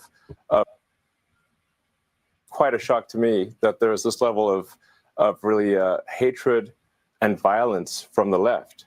I always thought the left, or Democrats, were supposed to be the party of empathy, the party of caring. I thought.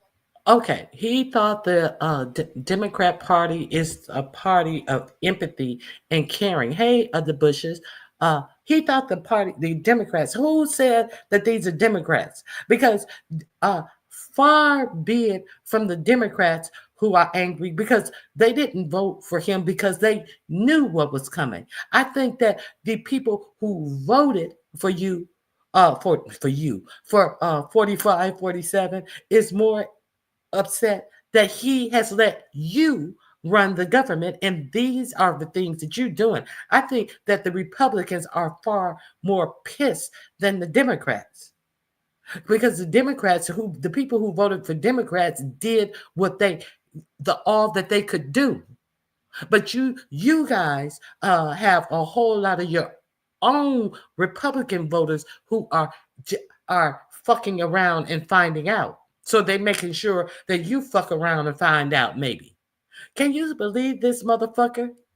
Okay, I'm not going to say anything else. This is a short. I thought this was a whole video. Here we go. I thought that the left was supposed to be the party of empathy and caring. Let me ask you all, do you realize why the left, the party of empathy and caring, dislikes Elon Musk? It's because his first act as shadow president was to block the very first spending bill in December, and the new bill that replaced it literally no longer included funding for childhood cancer research. It's that his next act was to dismantle USAID, which for only half of 1% of the budget delivers food and clean water to the impoverished and does HIV prevention work where it's needed most. It's because his next act was to gut the Consumer Financial Protection Bureau, which exists solely to help Americans recover money from predatory financial institutions that have defrauded them. It's because his administration is demanding $880 billion in cuts to Medicaid and $230 billion in cuts to food stamps, which are final lifelines for these people who need it most. It's because veterans are getting fired by the thousands. It's because education funding is being slashed, healthcare is being cut, climate initiatives are being cut, and yet Musk himself is somehow benefiting more and more and more from these government contracts. So when Musk wonders why the party of empathy and caring doesn't like him, it is precisely because they are the party of empathy and caring. Okay. Hello, everybody. David Schuster here. Another day, another controversy involving Trump White House Press Secretary Caroline Leavitt. Media and headline: Trump spokesperson Caroline Leavitt hit with brutal ex-community note after stunning swipe at U.S. ally. The ally is France. And the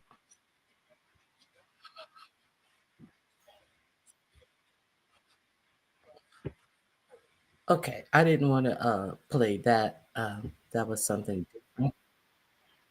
Hold on one second. So what do you guys think about Elon Musk? Is Elon Musk wrong for what he thinks? Hey, Candy Cane. Hey, the Bushes.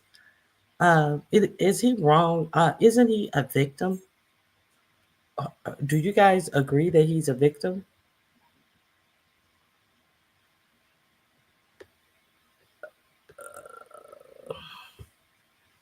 Let me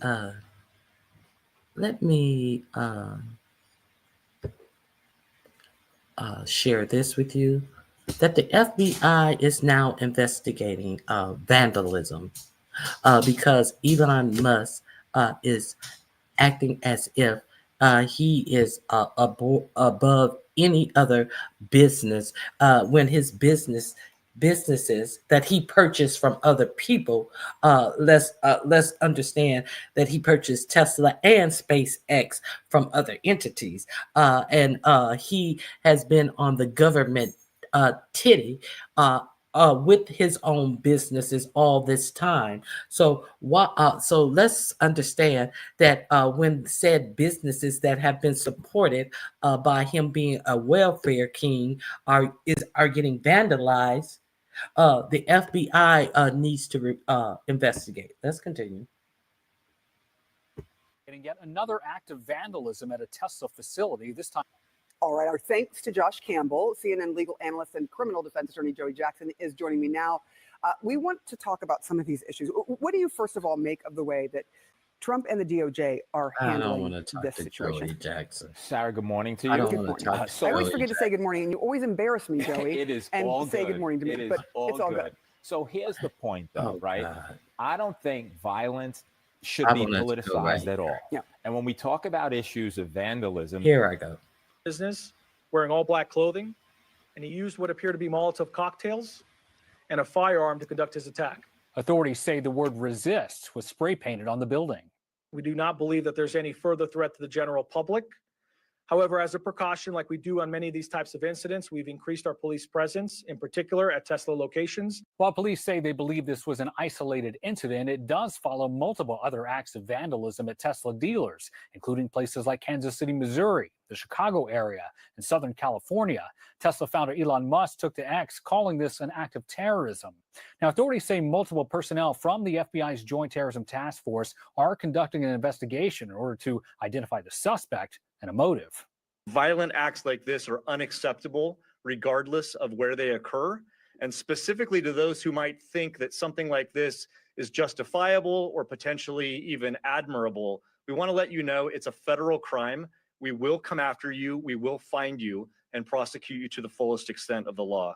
Now, one aspect of Tesla products that could assist the FBI in this investigation is the fact that many of the company's vehicles are equipped with video camera technology that could be used to identify the suspect. Authorities say they are currently working with Tesla in order to help exploit any footage that may have been captured of the attack. Josh Campbell, CNN, Los Angeles. All right, our thanks to Josh Campbell, CNN legal analyst and criminal defense attorney Joey Jackson is joining me now. We want to Let talk me about see some if of these I issues. can What find do you, the. first of all, make of the Let way me that see if I can Trump find the Pam Bundy is treating this as a terrorist attack.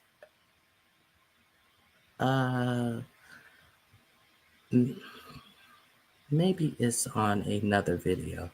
Okay, so Elon Musk was the first one who came up and said that it is a domestic terrorism.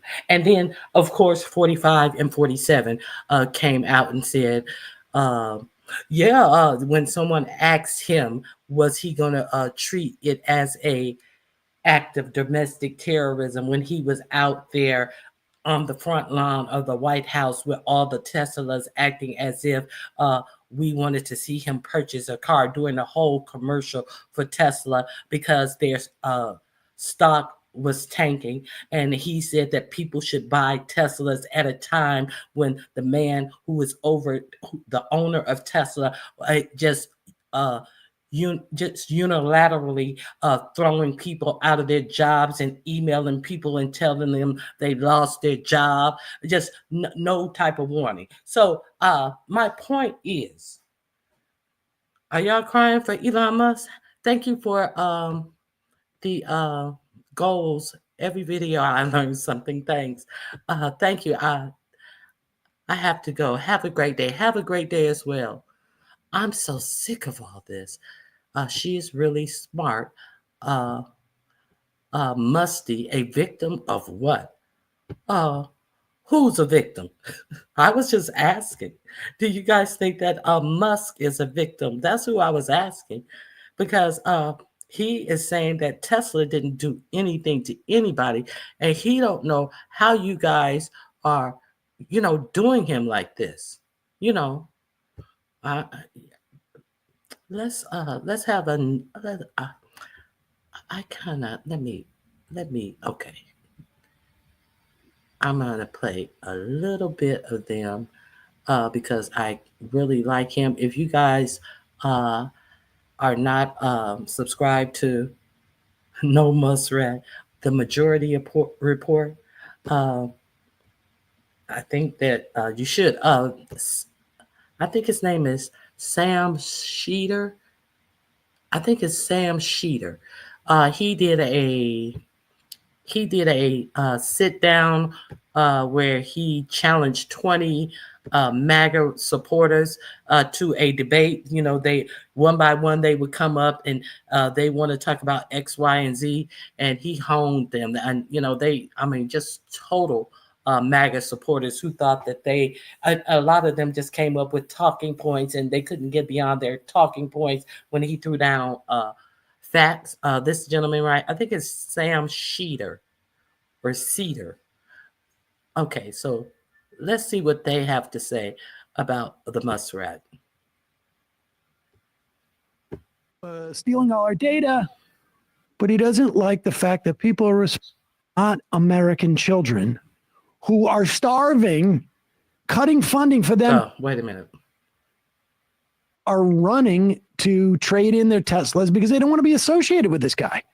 I seem to remember when Elon Musk was very upset about Bud Light because of one of the ads they had. Right. And he was telling people, don't drink Bud Light because of one of their ads. Oh, and they were buying Bud Light cans and Kid Rock was machine gunning them. On the other hand, Elon Musk is cutting funding for people going through cancer studies. He is cutting funding for kids. And granted, some of these are not American children who are starving, cutting funding for them to get essentially ground peanut protein so they don't starve to death. And then, of course, now he's also cutting means to get Social Security. He is cutting flu preparedness. He is stealing all our data. But he doesn't like the fact that people are responding, against his product.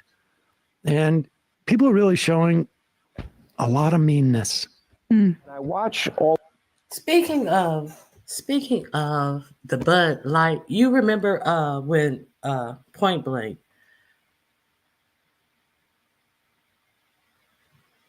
I was just about.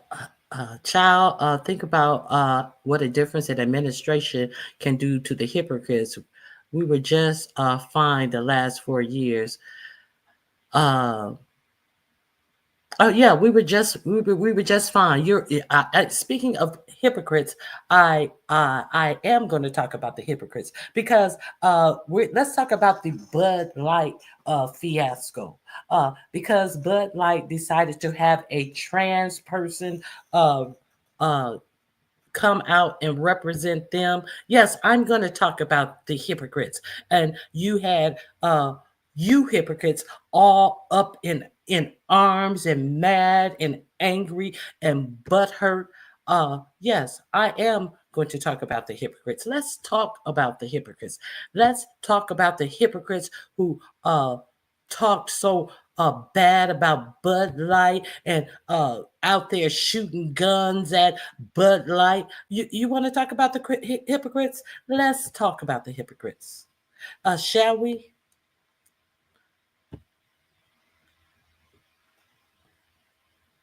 Okay, so Let's continue. Thank you for watching from the sky. Okay, let's continue. All of this, and I have to ask, why? Why do I see people like I woke up this morning and saw that Teslas were put ablaze in one of your dealerships in Vegas? I've seen this happen all. That's snowflake music playing behind. That's not a mistake. That's the music of snowflakes. Now, you wasn't asking why. You were saying all the things about the #1 light beer, and you were trying to bring down a whole company because they had the audacity to have a trans YouTube influencer do a commercial. Were you asking why then? Why? Let's continue. All over the country, bullets are being fired, charging stations are put ablaze, Teslas are being put ablaze. You have experienced assassination, threats of assassination for you and your family.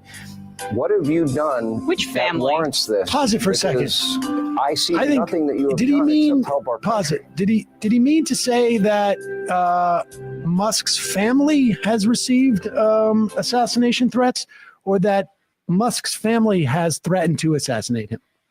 Unclear. Which- But maybe then he should, if he's really concerned about his safety, it might be a good idea to stop bringing out his young child everywhere he goes when he might be facing some criticism. Are you saying he's using as a human shield? human That's shield? weird. I did see that. What was that? The movie? It was like based on I think a Stephen King about the or maybe it wasn't Stephen King. I can't remember. There was a candidate who used a child to shield himself at the end of it. It's an old movie. Go ahead. Yeah, I mean, it's really come as quite a shock to me that there's this level of really hatred and violence from the left. I always thought the left, or Democrats, were supposed to be the party of empathy, the party of caring, and yet they're burning down cars, they're firebombing dealerships, they're firing bullets into dealerships, they're just smashing up Teslas. Tesla is a peaceful company. We've never done anything awful. I've never done anything awful. I've only done productive things. So wait a second. Okay. Hold. I certainly hope that people are not firing into Tesla dealerships when there are people there. Can you have empathy for a car? I'm just curious. Well, like technically speaking, I know I'm being a little bit of a what is it? A pederast? No. No, I mean a pedant. a pedant. The Transformers, they're a little bit anthropomorphized, or the Cars Pixar film. But doesn't empathy require to understand others' feelings? And cars don't have feelings. My cars have feelings. They've right? never done anything wrong. Like I know I'm being a little bit because I'm just saying. I don't want So just a question: are these things wrong? Cutting off HIV medications to tens of thousands of. See more of the interview. And yet they're burning down. Here we go. I always thought the left, or Democrats, were supposed to be the party of empathy, the party of caring, and yet they're burning down cars, they're firebombing dealerships, they're firing bullets into dealerships, they're just smashing up Teslas. Tesla is a peaceful company. We've never done anything awful. I've never done anything awful. Now he says he's never done anything awful. Hold on one second. Excuse me 1 second.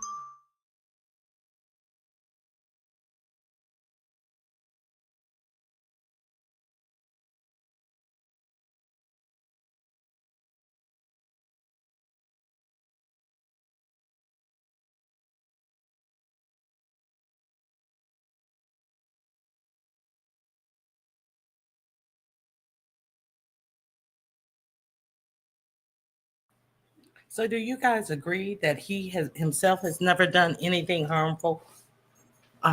that's the part where I wanted to get to. He said he's never done anything harmful.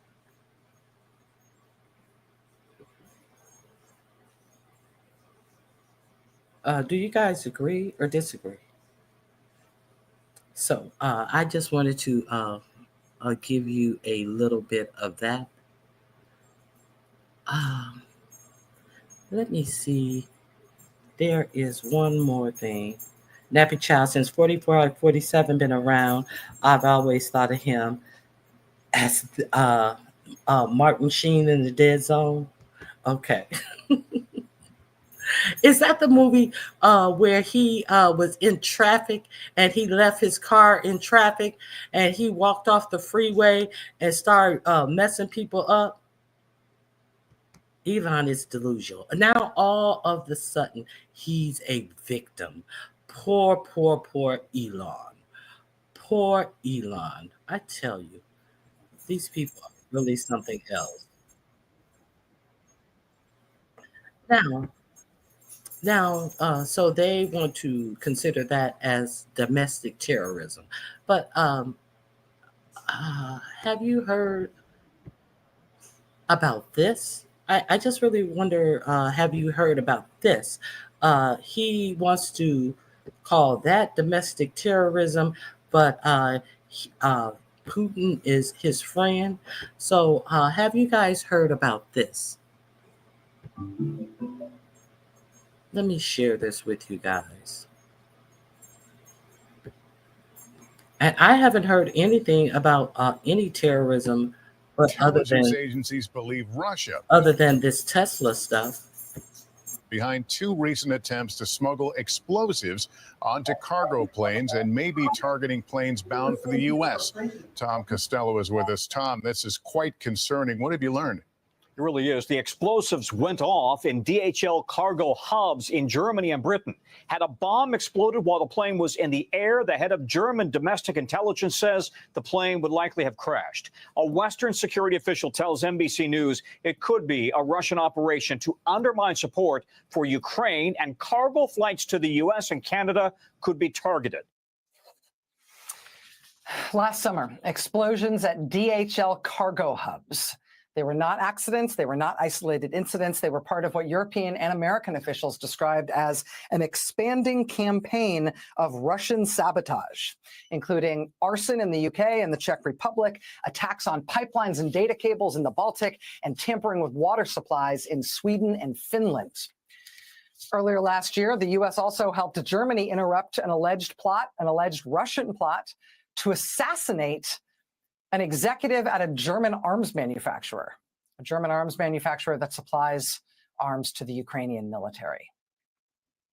But those cargo bombs on those DHL planes, even with all that other stuff, when the DHL planes started having bombs on board, U.S. intelligence officials said they were a Russian test run to figure out how those devices could get aboard planes bound for the U.S.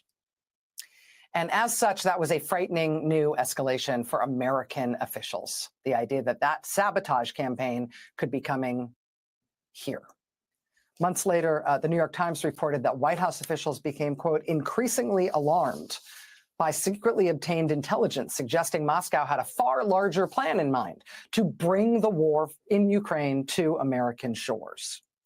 President Biden dispatched his national security advisor and the CIA director to send a series of warnings to Putin's top aides. The core of the warning was that if the sabotage campaign led by Russia created mass casualties in the air or on the ground, the U.S. would hold Russia responsible. They didn't specify what that response would be, but they made it clear they would take the shadow war between Washington and Moscow to new levels. So that was last year. A new in-depth study of Russia's sabotage campaign finds that the number of Russian sabotage attacks in Europe nearly tripled between 2023 and last year, after quadrupling the year before that. Reporting on that, here's how the New York Times put it, quote, anger at Russia's sabotage efforts has the potential to influence European reactions to the U.S.-led push for an end to the war in Ukraine. Prime Minister Donald Tusk of Poland noted in a social media post on Monday that Lithuanian officials had confirmed his assessment that Russia was responsible for a series of fires in shopping centers in Warsaw and Vilnius. Mr. Tusk wrote, quote, good to know before negotiations. Such is the nature of this state. The message to countries supporting Ukraine has been that Russia can impose costs and increase them. So we had this very big scare last year with not just this sabotage campaign rapidly escalating in Europe, but it appearing to start to target the United States. Yesterday, we get data that Russian sabotage attacks in Europe quadrupled one year and then tripled the year after that. Well, now today we get this from Reuters. U.S. suspends some efforts to counter Russian sabotage as Trump moves closer to Putin. Quote, several U.S. national security agencies have halted work on a coordinated effort to counter Russian sabotage, disinformation, and cyber attacks, easing pressure on Moscow as the Trump administration pushes Russia to end its war in Ukraine. The effort involved at least 7 national security agencies working with European allies to disrupt plots targeting Europe and the United States. Since Trump took office, much of the work has come to a standstill.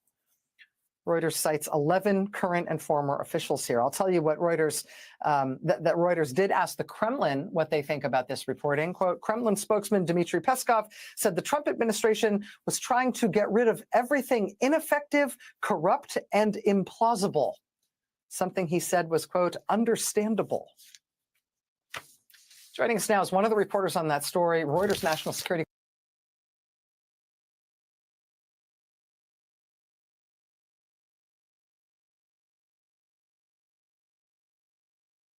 If you guys didn't hear that, the link is in the description box. There's a lot of talk about who is after us.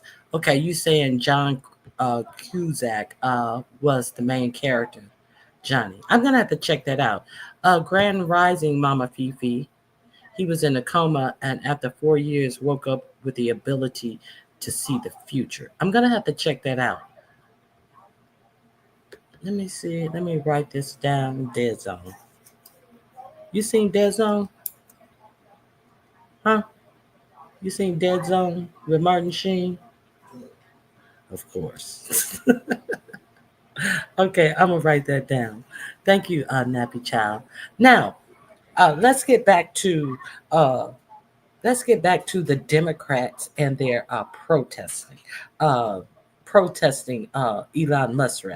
I don't recall the CEO of Budweiser taking thousands and thousands of jobs away from American citizens. I don't remember Bud Light CEO or owner of the Anheuser-Busch company. I don't recall him suspending cancer treatments. I don't recall him firing people who are responsible for our nuclear arsenal without even knowing how important and selective of their jobs are. I don't recall any of this, but I do recall this being done and said by the Republicans. Let me share my screen. That's why I call bullshit. Okay, so let's see how Anheuser-Busch was profiled by the repugnant-tions. Let's go. You wake up with a wicked hangover. Leslie. I'm here. Hangover right now. And just like every hangover, it's their fault. Drinkers are angry. They teamed up with transgender Dylan. Kid Rock's blasting 30 racks in the backyard. Boom. And now, country star Travis Tritt's cutting ties with the company. Things aren't good for Budweiser's parent company. Even John Rich isn't selling Bud Light in his. Oh, that's funny. Kid Rock.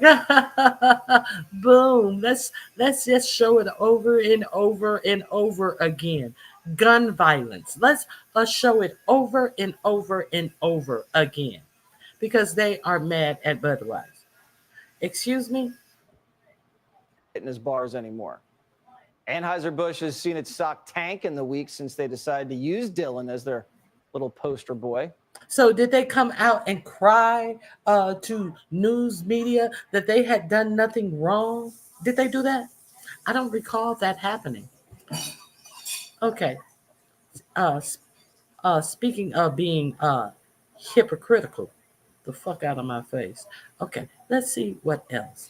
Let's see. Let me show you one more thing about the Budweiser fiasco.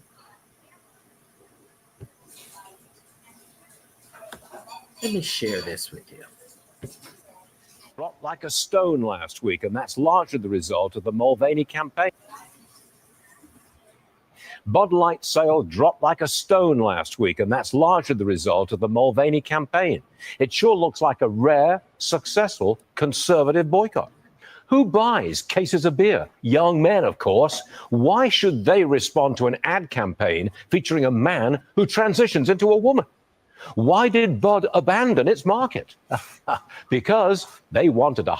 Why should they respond? But they did respond. You're asking why should they respond to a man who transitioned to a woman? But they definitely did respond with a boycott. You're asking like, oh, well, why would we care? But you did care in that much. Let's continue.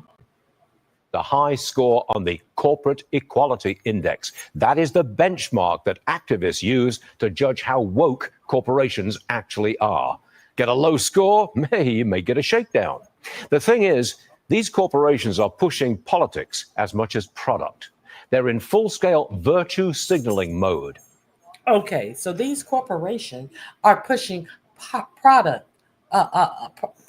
as well as products. So somebody who is actually in the Trump administration of firing tens of thousands of people from their job, and I don't hear anything about them being in product and policy. I don't hear any of that. So I wish I could find that. I wish I had that clip with Sean Hannity saying that we should be grateful to Musk because he just saved our astronauts from outer space. So if we,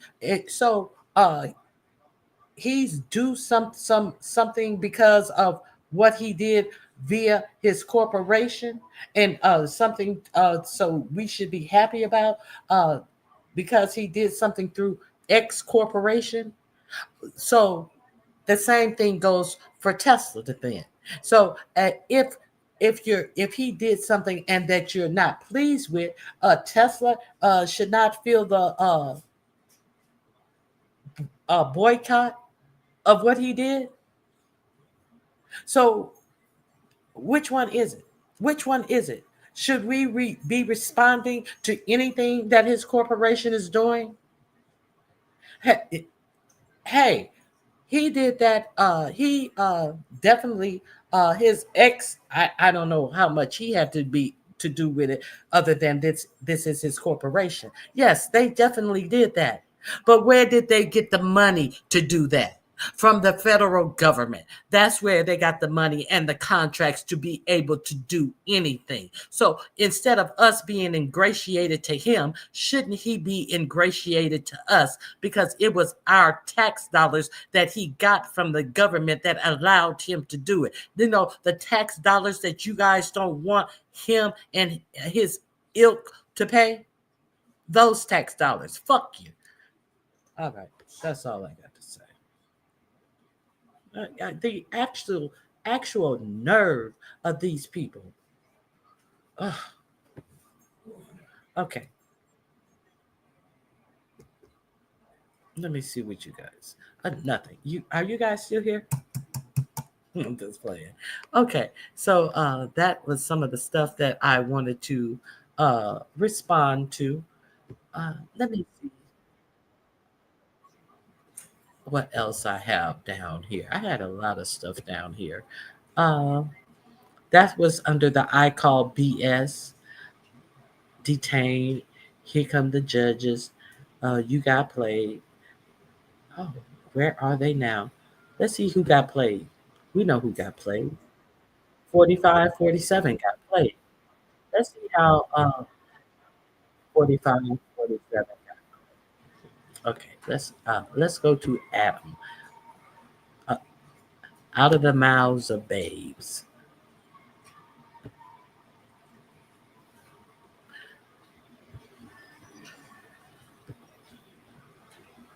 Okay.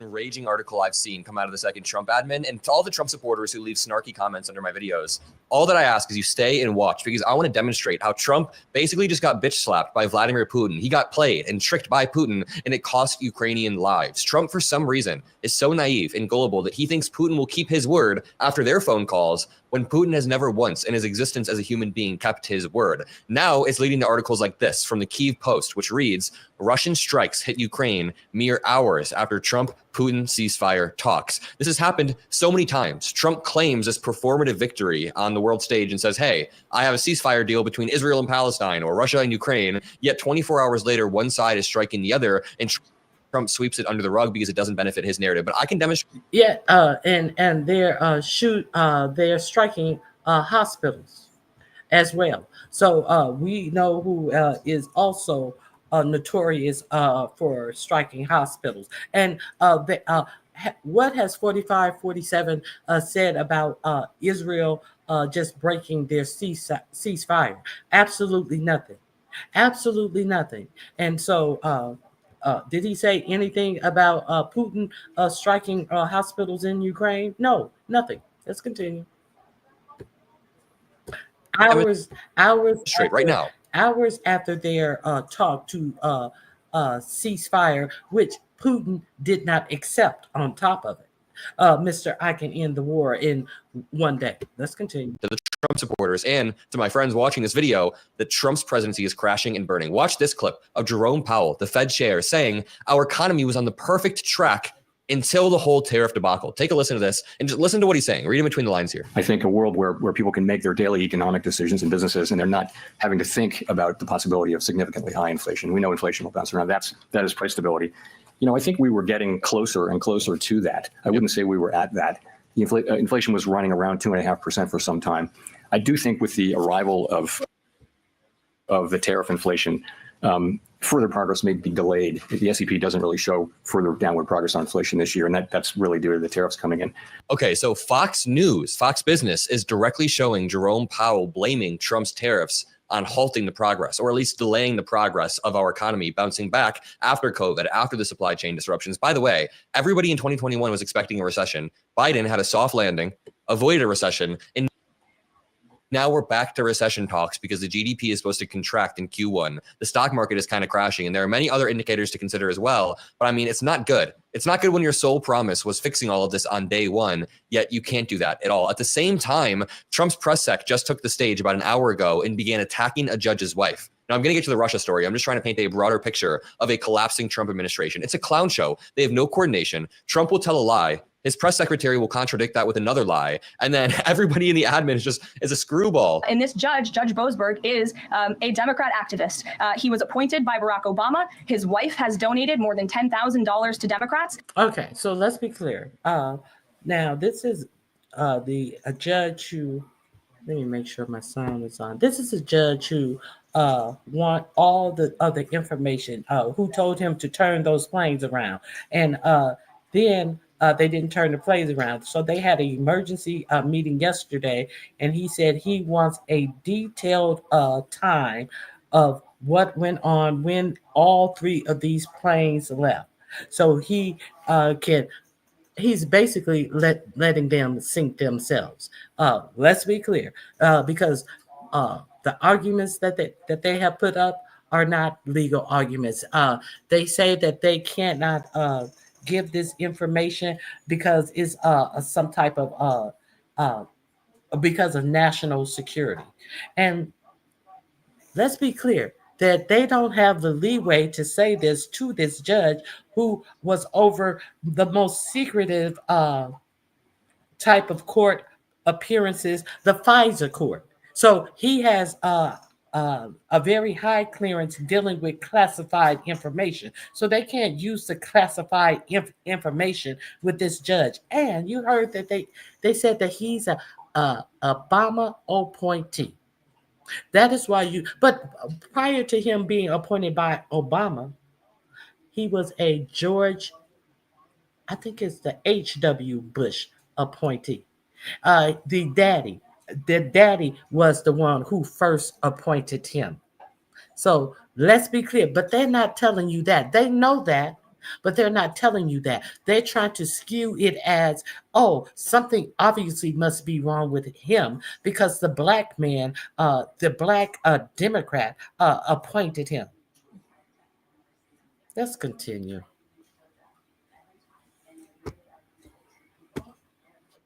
And he has consistently shown his disdain for this president and his policies, and it's unacceptable. Where I wanted to go about the idea that these people are all foreign terrorists, but Judge Boseberg was originally appointed by George W. Bush and then elevated by Barack Obama. I just feel like I should clear that up. Yeah, I mean, Tommy Vitor said attacking a judge's wife from the White House podium is insane, and the press sec looks like a complete idiot here. The White House has no decorum. They're awful, and this is a cherry on top. Now, Trump has been bullying Zelensky and basically eroding any leverage he has. I explained this in a lot of my videos, but the unfortunate reality is Vladimir Putin right now holds a lot of the leverage. He holds a lot of the land, and that's what Ukraine wants back. He also has a much larger army, and even though they're not as clever, he still has the leverage. So the goal is to get Ukraine on the left to have the same amount of leverage as Russia, and you do that through security guarantees, through alliances, through strategically giving them equipment that can... So this young kid knows this, but the guy who is negotiating the ceasefire don't know this. The guy who is negotiating the ceasefire is trying to pretend as if Ukraine is totally surrounded by the Russians when that is not a fact. Like his only option is to surrender. And what did he say in the White House? That Zelensky wants to keep this going. And Zelensky is the one who agreed to the ceasefire. And then hours after this ceasefire talk with Putin, who is striking again? So who wants to keep this going? And we're going to talk about who wants to start World War III. Okay, so that link is in the description box. Please avail yourself to it. Remember, 4547 said that it seems like Zelensky, you're gonna start World War III. Okay, I definitely want to. Let me see.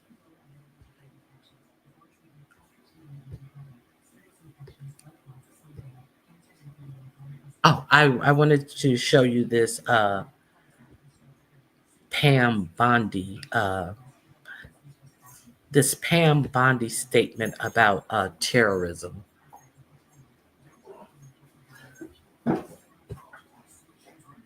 Okay, here we go.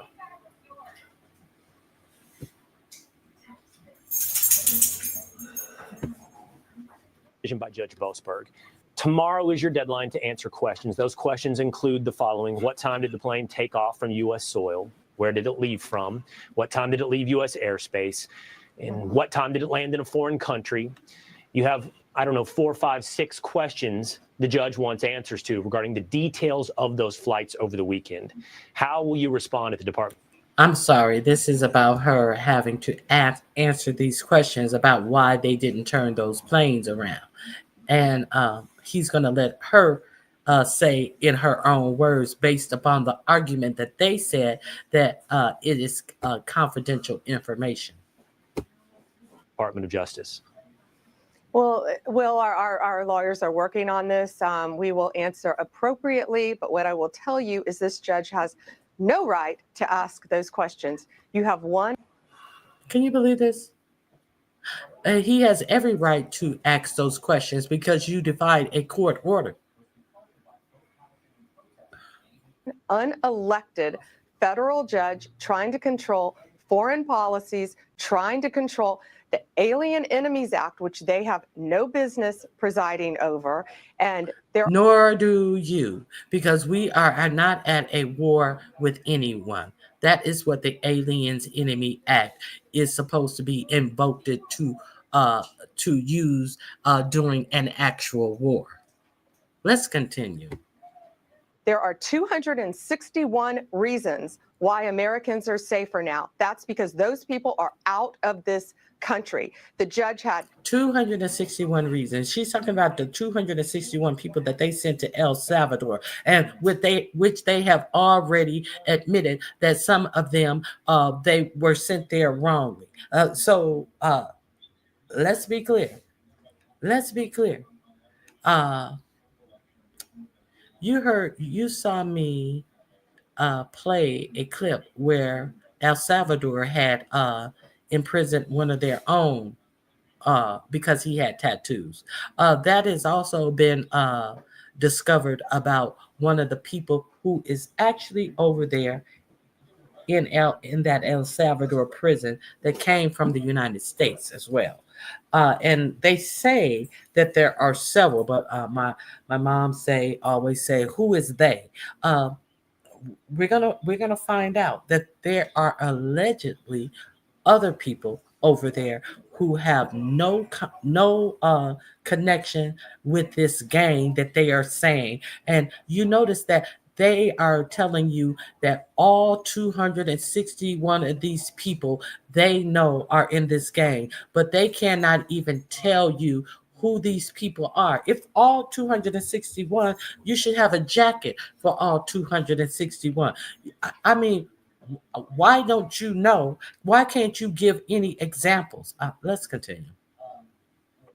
no business, no power to do what he did. You're watching The Legal Breakdown. Glenn, that was Pam Bondi on Fox News railing against Judge Boseberg, who committed the cardinal sin of trying to prevent the Trump administration from deporting folks who hadn't had due process yet. She says that the judge had no business, no power to do what he did. He has no right to ask those questions. Can I have your reaction to that? Yeah, Attorney General Bondi is wrong, and she knows she's wrong. Brian, every day I mourn the death of the Department of Justice, the death of the rule of law. I hope we can revive it, shock it back into life someday. We won't be able to do it under the leadership, air quotes, of somebody like Pam Bondi. And here's the thing. I actually want to start out, Brian, with a Supreme Court quote about why it is that people must comply with court orders. So here's what the Supreme Court said back in 1975. Persons who make determinations of the law and refuse to obey an order generally risk criminal contempt, even if the order is ultimately ruled incorrect. You know, that is a bedrock principle of law. When a judge issues an order, you can contest it, but you must ultimately comply with it. And I'll tell you, these DOJ attorneys, I don't know where they found them. I don't know what rock they crawled out from underneath. But Brian, the kinds of things they are putting in written pleadings and the kinds of things they're saying in these now daily hearings before Judge Boseberg, and we'll talk in a minute about why Judge Boseberg is playing a game of chess and the DOJ lawyers are not really very good chess players. But let me just quote one more thing. This is something that DOJ lawyers actually put in writing. They said, the two branches of government, meaning the judiciary and the executive branch, are co-equal, and the court's continued intrusions into the prerogatives of the executive branch, especially on a non-legal and factually irrelevant matter, should end. Yeah, that's right. That's what they said to a federal judge. Brian, in 30 years in courtrooms, I've never heard anybody talk to a federal court judge or any judge that way. First of all, it is not for these DOJ attorneys to decide what is relevant to a judge's determination. And it's not for the federal. It's not for the executive branch to decide what is legal and constitutional. If they do something that is illegal or against the Constitution, it is the judges. That is the judges' foray into telling them, no, this is unconstitutional. This is against the law. If I tell you there's a hold on deporting these people, that's exactly what I mean. So we know that Trump always want to talk about how the judges are this, the judges are that.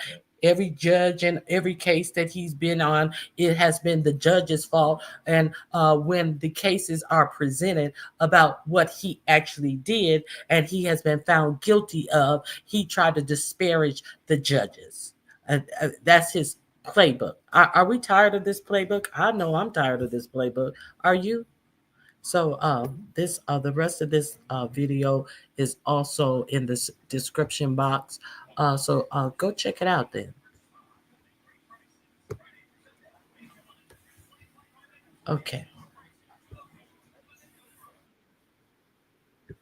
So I want to talk about the last thing that I want to talk about. Who is starting World War III? You got played. Where are they now? Oh, wait a minute. Wait a minute. A review.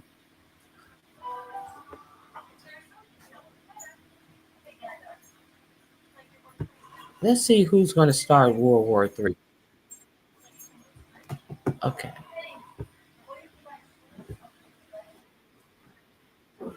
Okay. Let's talk. I talked about the strikes in Yemen. And I also told you that the strikes in Yemen is because of merchant ships, and they say military ships, but I can't imagine that military. But that's what the administration say. They want to clear. Is it the Black Sea or the Red Sea? I think the Black Sea of all of these people who are attacking them. But the people who are attacking are saying that they are attacking because they continue to let Israel attack Palestine. So if you really want to broker a peace in the seas, and you haven't said anything about Netanyahu just suspending the ceasefire, do you really want a solution? So now we know, I think they're called the Houthis. In Yemen, they say that they are Iranian backed. And so we know that they have tried to tell us that we know that the Iranians are still enriching uranium, and that they are trying to get a nuclear weapon. So if you know all of this, and if you know that they are supported by what are you doing? Just striking people without trying to actually get an end to the problem, because Israel and the Palestinians have agreed to a ceasefire. But it just seems like whenever Israel feel like, well, we need to protect ourselves. Why did they end the ceasefire? Did some Palestinian do anything to them to end the siege? No, they didn't. And they're not even saying they did. So what are we doing here? So who's going to start World War III? Okay, let's listen to this. The U.S. government is gearing up for war with Iran. This is genuinely horrifying news. But what you have to understand is everything that's been happening so far, foreign policy-wise, under the second Trump administration, is no accident, and it's no continuation of the Biden year. Good morning, Deanna. I know you don't want to hear no politics. I'm knee deep in politics. Thanks for dropping by. I'm talking about who's starting World War III.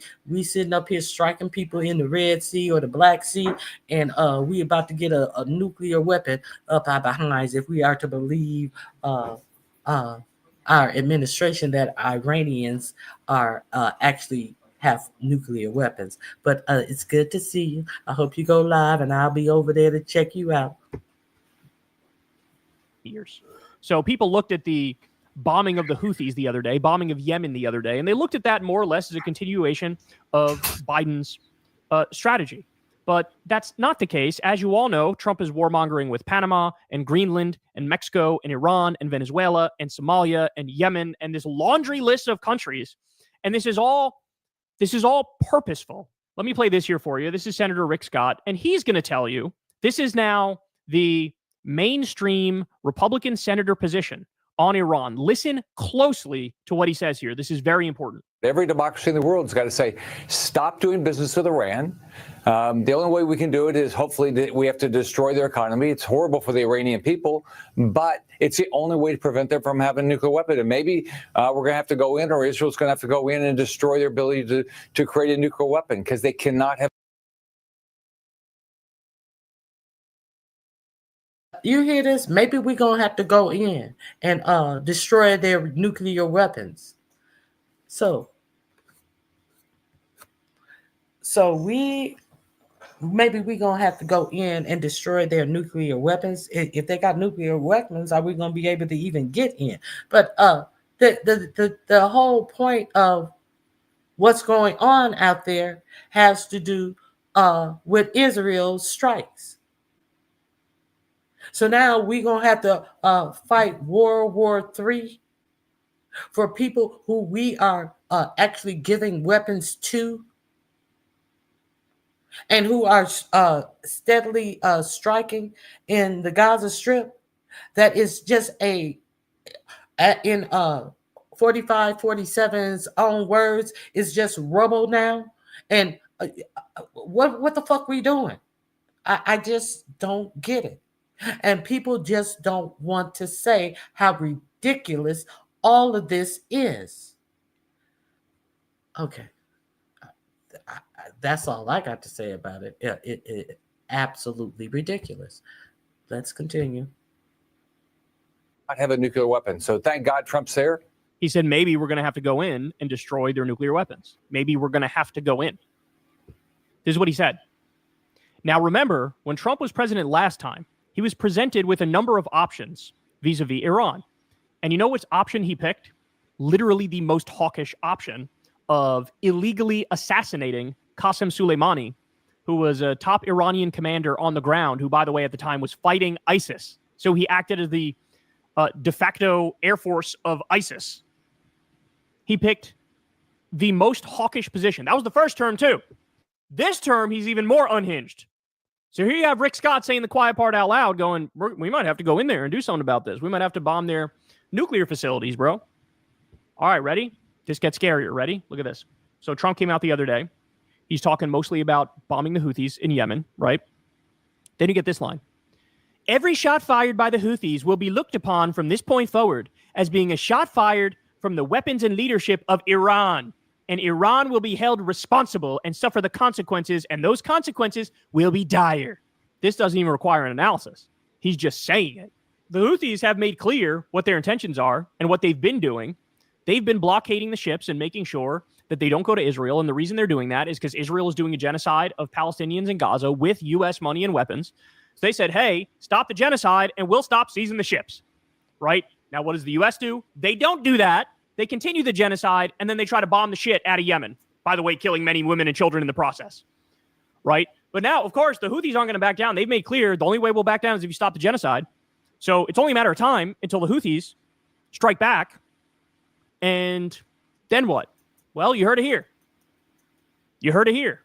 I'm considering that Iran attacking us, and then we're at war with Iran. So the cherry on top of all of this, Ken Klippenstein, investigative reporter, he comes out and says, the Iran war plan. Pentagon gears up for major war with Iran. President Trump's menu of options for dealing with Tehran now includes one he didn't have in his first term: full-scale war. Pentagon and company contracting documents I've obtained describe a unique joint staff planning effort underway in Washington and in the Middle East to refine the next generation of a major regional conflict with Iran. The new planning effort, sometimes referred to as the SEED project, covers everything from subtle tools like military deception right up to the rather less subtle use of nuclear weapons. The plans are the result of a reassessment of Iran's military capabilities, as well as a fundamental shift in how America conducts war.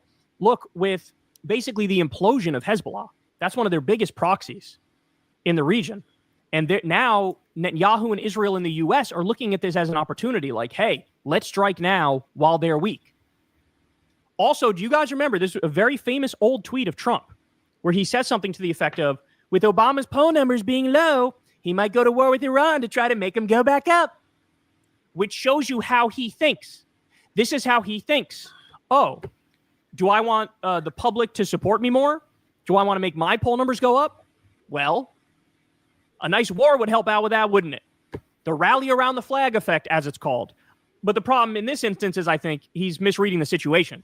In order to have a rally around the flag effect, the country either needs to be directly attacked, right? Or you have to do a tremendous amount of propaganda to get to the point where you drive the...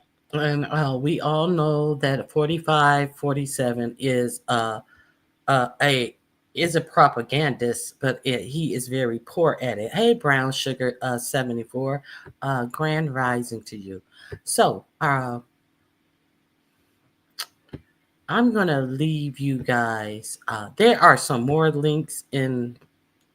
Let me make sure that there is not anything that I'm gonna hate that I didn't play for you guys this morning, because I found so much interesting commentary yesterday, and I would hate to leave without sharing it with you guys today, because it's just so much going on around us right now. Okay. I told you what the judges are actually. Let me see. What is this? Where are they now?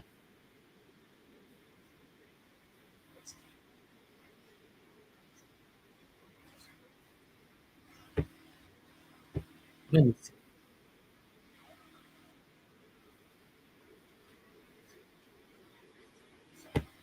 We are there now. Yeah. So there's a video. We are there now, and it's Chris Hayes talking about Chuck Schumer, and Chuck Schumer trying to rationalize him.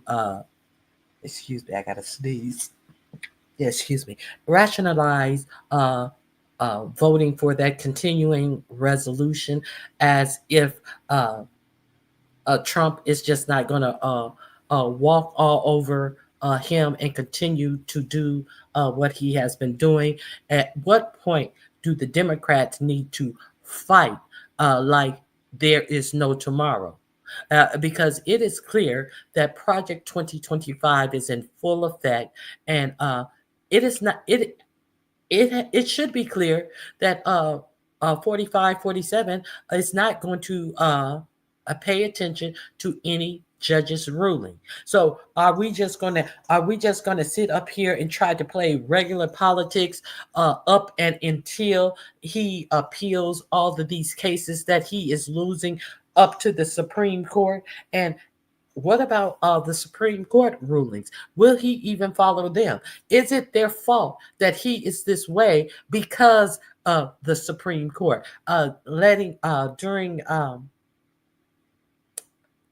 when they rule that he can do anything that he feels is a presidential duty and don't have to answer and cannot be prosecuted for? So are they the actual ones that have him in the office doing the things that he do?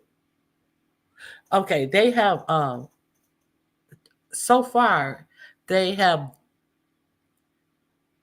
voted no on two of the things that have come before him in the Supreme Court.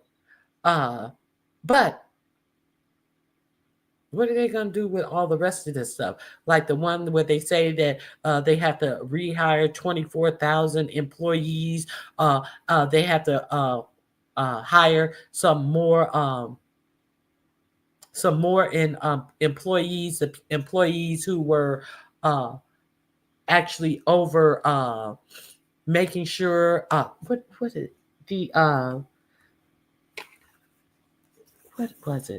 Federal Trade Commission. They are there to enforce consumer protections and antitrust laws, and they only have 4. They cannot have more than 3 who are on. It's supposed to be an independent a commission that makes sure that the consumers are not fucked over, basically, and make sure that certain companies, corporations are not able to get a unfair advantage. What am I trying to say? Oh my God, I had a brain fart. They're trying to make sure that that there is competition, that nobody has a monopoly. That's what I'm trying to say. No corporation has a monopoly, therefore is able to just price gouge customers because customers have no other outlet to choose. And to be honest with you, it seems like the Federal Trade Commissions have been doing a piss poor job up until now because it's so many businesses that you must use, like electricity companies and gas companies and all of this. In certain areas, you only have one choice. So no more of the 3 could be of the same party. So what did Trump do? He fired the 2 Democrats. They already have 3 Republicans, and he fired the 2 Democrats, and they are going to sue because he is not allowed to, allegedly should not be allowed to fire them. So what is all these court cases going to, and what is he going to be doing in the meantime? It's not like he's slowed down. It's not like he's paid any attention and freed up any money that the judges said that he must free up. No, he keeps doing what he's doing while he's waiting on his next appeal. So it is really clear that he does not plan to follow any of the judge's orders. So we are in a bad situation here. That's all I'm trying to say. That's all I see, and that's all I'm trying to say. And if you feel different, the link is available. Don't come in my chat talking about hypocrisy. You can converse with me and tell me exactly what you're talking about. But I guess you can't because you're not talking about anything. So there's that. So let me. We are there now. What is this? Let's not pretend. Let me see. Okay. So why do I feel this way? Why do I feel this way? This is why I feel this way. I played this when it was live. Some of you guys, if you haven't seen me play this, I will play this again because I feel that this is important because we knew all of these things if we were paying attention. These are some of the things that we knew for sure. We knew for sure that the person that 4547 put over office budget and management, Russell Vought, he was a co-author of Project 2025. We know that he had to go through a Senate confirmation hearing. And we know that he said in his Senate confirmation hearing that he would not follow the law. And even he would not even follow the law in dispersing monies that the Congress had set forward. How do we know? Because allegedly he was the Office of Budget and Management in 45-47's first administration. So they already told you that. Hold on. They already told you that he wasn't going to be following the law. That's how. That's how we know. Because they told us in the confirmation hearings, and every Republican voted to confirm him anyway with this knowledge. Okay, so let me share my screen and remind you guys a little bit. Okay, here we go. Let me make sure I get, okay, yeah, this is where I want to be. Responsibilities ranging from developing and executing the budget. And while I recognize that this isn't your fault, Mr. Vought, we should all be able to agree that this committee needs sufficient time and access to this information to effectively carry out our responsibility. What he's saying is not Mr. Vought's fault, is they only have 7 minutes to question him. So let's get into what he's going to say about Mr. Vought. Continue to review all the information and documents provided so far. And I also intend to seek additional information about your background ahead of any committee vote on your nomination. The Office of Management and Budget, OMB, is a critical office in the executive office of the president, with significant responsibilities ranging from developing and executing the budget to improving agency performance, as well as reviewing regulations. Mr. Vought, you have previously served as both the director and deputy director of OMB. Unfortunately, your record and actions in these roles raise serious concerns about how you're going to lead this critical agency that touches literally every single part of the federal government. Above all, I am concerned by actions you took to demonstrate a total disregard for following the laws that Congress has passed, particularly regarding on how to spend taxpayer dollars. The Constitution, as part of the key checks and balances of our democracy, gives Congress the responsibility to decide how federal resources should be spent. Federal courts have consistently affirmed this Congress's role and not the president. It's Congress's role. As a member of the U.S. Navy Reserve, and again as a member of the U.S. Senate, I swore an oath to uphold and follow our Constitution. It's my expectation that, if confirmed, you will do the same. Yet, during your time at OMB, you consistently ignored laws passed by Congress that directed how taxpayer dollars should be spent. In 2020, an investigation by the Government Accountability Office found that OMB, under your leadership, broke the law 8 times. That's quite a record, 8 times breaking the law by directing certain federal agencies to continue to operate during the 2018-19 shutdown. GAO also found that under your leadership, OMB violated the law by withholding vital security assistance to Ukraine that Congress explicitly provided, putting our national security at risk. In 2021, the Inspector General for the Department of Housing and Urban Development found that, again, under your leadership, OMB inappropriately delayed disaster relief funding for Puerto Rico following devastations after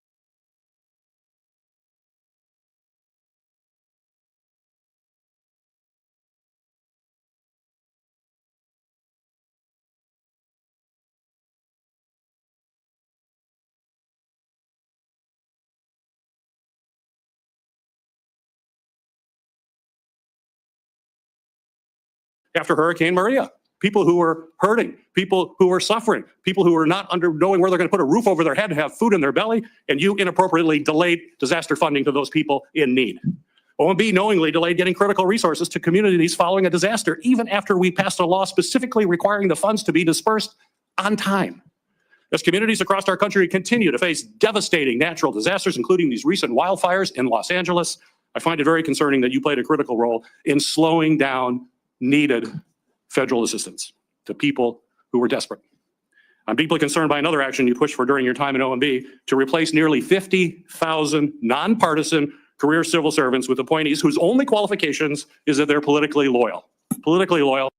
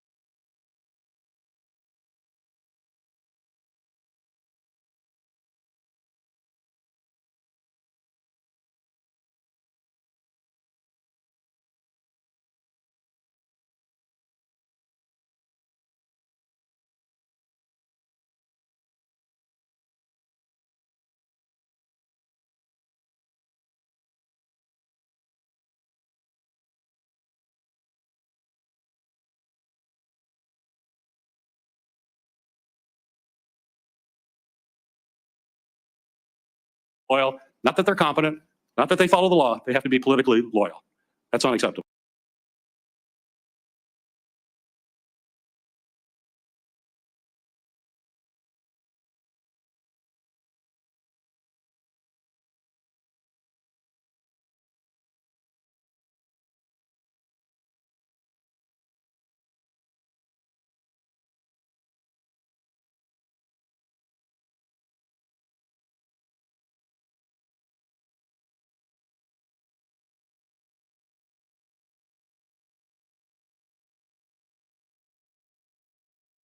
To say that you're doing this because you genuinely love this country and are concerned about the future of this nation. Absolutely. Yes, sir. Well, thank you for doing it. I appreciate it. Thank you to your family.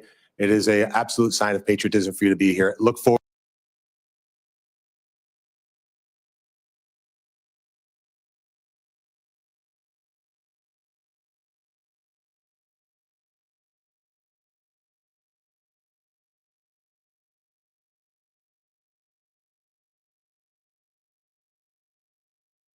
Forward to having you and every single one of President Trump's overqualified nominees to have this body confirmed so that we can get to work to put this country back on track. Thank you, Mr. Chairman. Senator Blumenthal. Thanks, Mr. Chairman. Thank you for your service, Mr. Vought, and your willingness to come back. Thank you also to your family. As you know, my God. in the closing days of the last session, the United States Congress, by overwhelming majorities, approved disaster. My bad. Okay, we're getting to Richard, God, Senator Blumenthal, and this is oh my God, I did this whole. I apologize. I cannot believe my sound was out. This is Russell Vought. the co-author of Project 2025, his Senate confirmation, where he actually said that he will not follow the rule of law, even the rule of law that has gone all the way to the Supreme Court and has been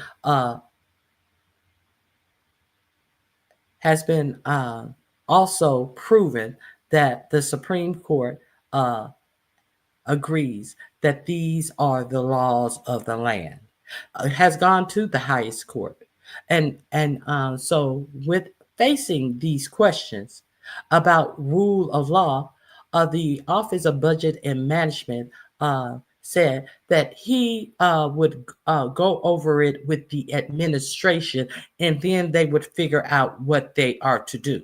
And this is you also heard him, the other gentleman before this, talk about Trump loyalists. We saw the Trump loyalists in the office taking fashion, the influencer doing her little fashion and beauty things in the office of somebody who was already fired by these people who are doing absolutely nothing. She has absolutely no experience. The only thing that she can do is to be a do-girl and ask people for 5 things that they have done in their job last week, and they have no way of knowing if I put 5 things on the paperwork of what I did last week. You have no way of knowing if I did these things or if these things are even my job. You have no idea what people's jobs are. Thus, you have fired people who work with our nuclear arsenal in storing them, transporting them, and all these things. And what if they said that they worked on disability claims? You don't know who has what job. So this is just a farce. These people who they have taken over the job from qualified people who've worked these jobs for decades, who was that? The Treasury Secretary had worked up from a entry-level job all the way up to Treasury Secretary, and he quit his job because they wanted to get access to the Treasury payment system. Some 19 to 25-year-olds who probably never even worked. Well, we know one of them worked for a cybersecurity company, and he gave away information about the cybersecurity company away. We know that they worked in that type of stuff. So let's keep it about. So this is Russell Vought. Okay, Russell Vought did get confirmed by the Republican Senate. Every Republican senator voted to have this guy back in office. So it's not like we don't see exactly what's going on here. They say they're not going to follow any laws, even the laws that have been affirmed by the Supreme Court. Let's listen to him. And let's not pretend like Project 2025 is not 4547's actual agenda, because if it wasn't, he would have to actually have his own agenda. And you saw him on the campaign trail, he had none. Let's continue. And we see that everything he's doing is in step 100% with the Project 2025 document. Disaster relief funding going to the Department of Agriculture as well as FEMA for of dealing with our fiscal situation, and that has to change, or it's going to have profound impact on the next generation and the next generation of those who are trying to take advantage of. I'm going to say that you're doing this because you genuinely love this country and are concerned about the future. And fully to the areas that depend for disaster relief all around the country. Will you commit to releasing those funds promptly and fully to the areas that depend on that disaster relief funding? We will continue to release the money that's appropriately been funded for these areas, as we always have with regard to the FEMA dollars. So the answer is yes. Yes, we will continue to do what we did in the first You won't term. continue because you're not yet in office. You will release that money fully and promptly to the agencies that can provide that relief. For example, the $31 billion, I believe it is, for the Army Corps and the Agriculture Department. Let me stop right here. He said, yes, we will continue. And he said, no, you won't continue because you're not in the office. But actually, he was doing, he had his confirmation hearing. His confirmation hearing had not been voted on. But do you know who gave the call that for the executive order to halt all federal spending? It was this man, Russell Vought. He still had not been voted into the office. So when you hear him say we will continue to do, he was already running things. He was in there acting as if he was running things, and he had not been confirmed. And when they did the federal funding freeze. So let's understand this. The $2.2 billion for the Small Business Administration, $29 billion for FEMA. These are specific amounts. How about the $3.8 billion left for security assistance to Ukraine? Will you release that money? Again, Senator, I'm not going to get ahead of the policy process of the incoming administration, but when it comes to responding to the disasters, the president has always been someone that cares deeply about these areas and getting them. I'm talking about the Ukraine funding, which I believe is essential. The Congress believed it's vital. It's been authorized and appropriated. Will you release that remaining $3.8 billion? Again, Senator, I'm not going to get ahead of the president on a foreign policy issue of the magnitude of the situation with regard to Ukraine. Let me ask you, do you believe the Impoundment Control Act is constitutional? No, I don't believe it's constitutional. The president ran on that view. That's his view, and I agree with Have you read Train versus New York? That's the United States Supreme Court saying it is constitutional. You're saying that you're going to just defy the courts, the Office of Legal Counsel, under both administrations, including then Attorney Rehnquist, afterward becoming Supreme Court Justice, wrote for the Office of Legal Counsel. You are simply going to take the law into your own hands. I did not say that, nor did I imply that on behalf of the incoming administration. That's exactly what you implied. You said you don't believe it's constitutional, and he asked you, are you going to release the rest of the funds to Ukraine? And you said that you will talk to the administration. You're not going to get ahead of what the administration wanted. It's not about what the administrator wanted. He asked you, were you going to disperse those funds on time? And you couldn't say yes to that because you don't believe that it's constitutional. That's what you said. I said earlier to a question from Senator Peters that the incoming administration was going to take the president's view on this, as he stated in the campaign, work it through with the lawyers of the Department of Justice, some of whom who are coming before Congress just today, if confirmed. Take it up with the administration and then go through the lawyers. No, the lawyers don't have anything to do with this. Congress holds the keys to the purse. So what are you talking about? We're going to go through it with lawyers. We're going to hold it up as long as we can. And we're going to appeal things and still hold it. And understand that these people are in an actual war. Their country was actually invaded by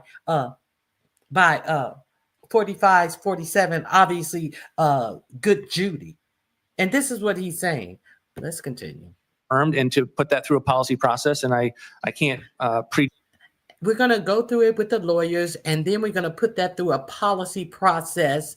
What are you talking about? What the fuck is he saying? He's saying he's not going to do it. And there is no policy process. The policy process is Congress appointing the X amount of dollars to go this place and that place. That is the policy process. What is he talking about? prejudge that policy process, but I certainly can't announce the parameters of what it would produce. I am astonished and aghast that someone in this responsible a position would in effect say that the president is above the law and that the United States Supreme Court is entitled to their opinion, but mine should supersede it. It's just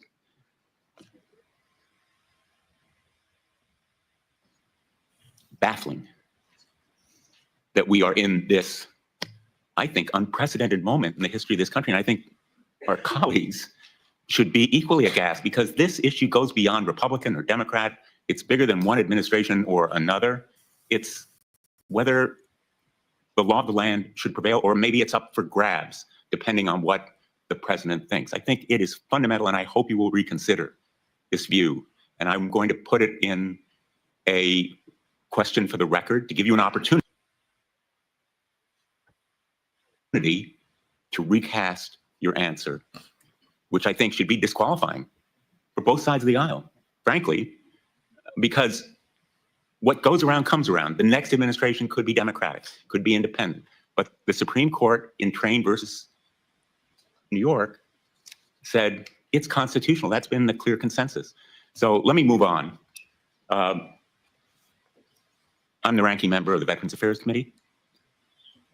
I'm concerned by your proposal that there should be a means test for who deserves Veterans Affairs disability compensation.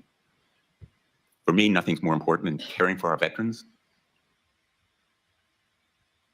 I think that is true of many of us on both sides of the aisle.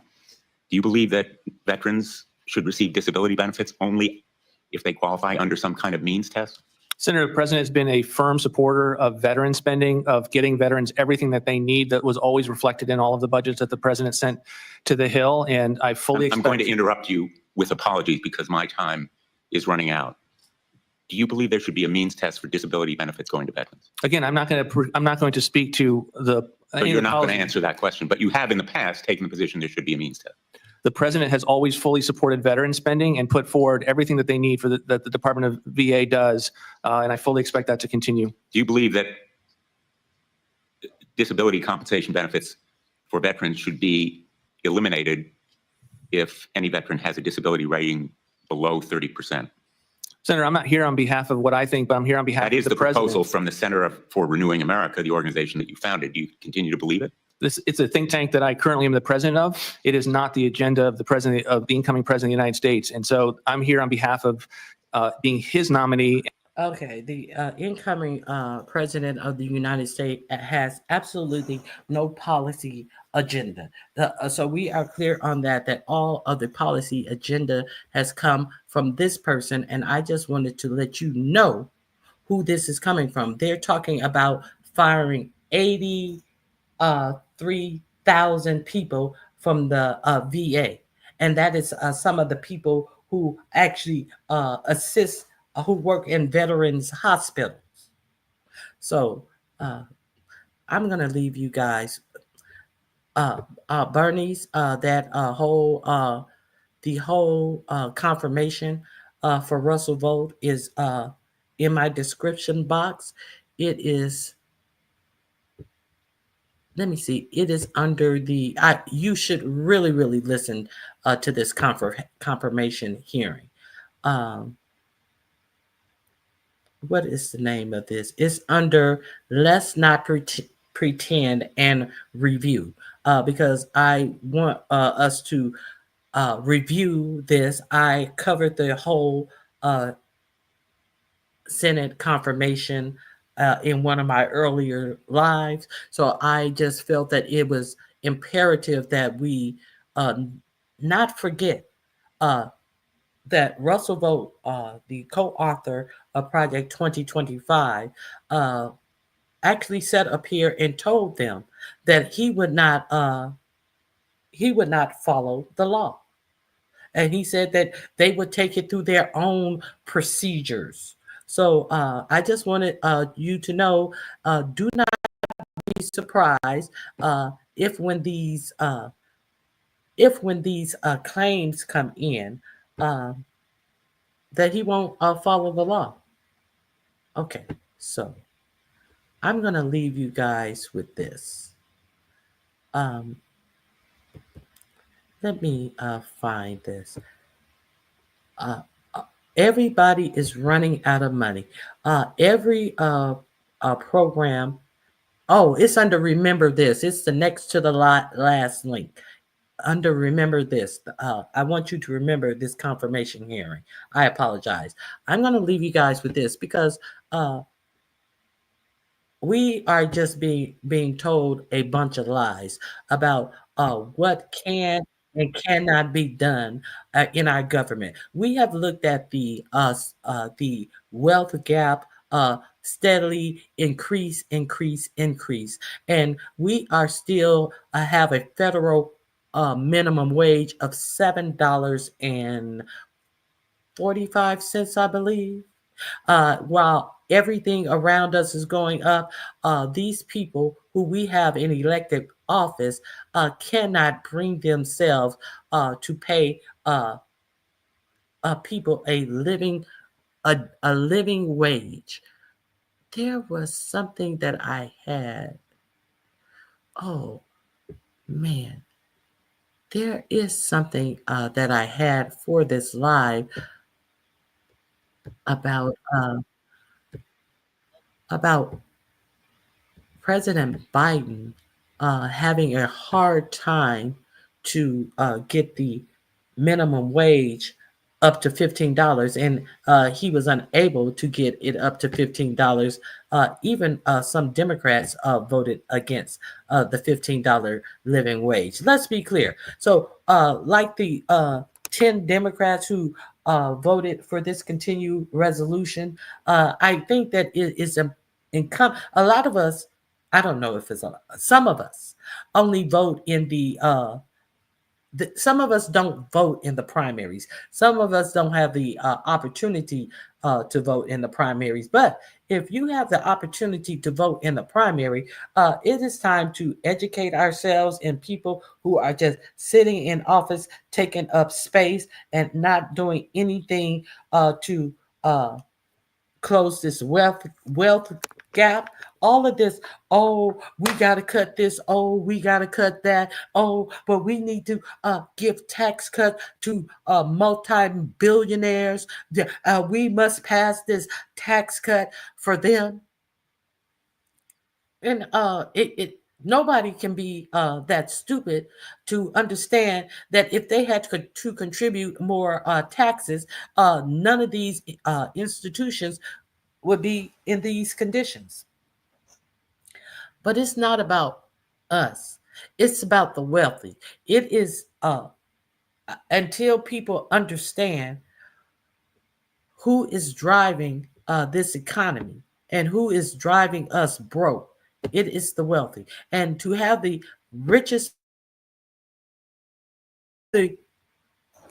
man in America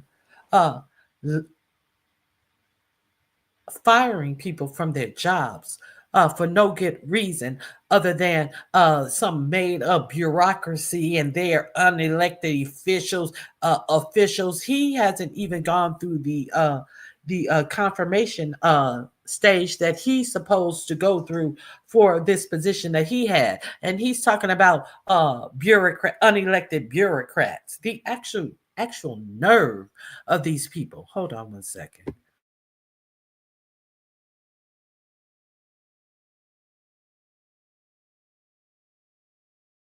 So I'm going to leave you guys with this to let you know why we are in the situation we are in, and who we need to address to make the changes that are needed in America. Let me give you this. I may have to say something because I just can't play this whole thing.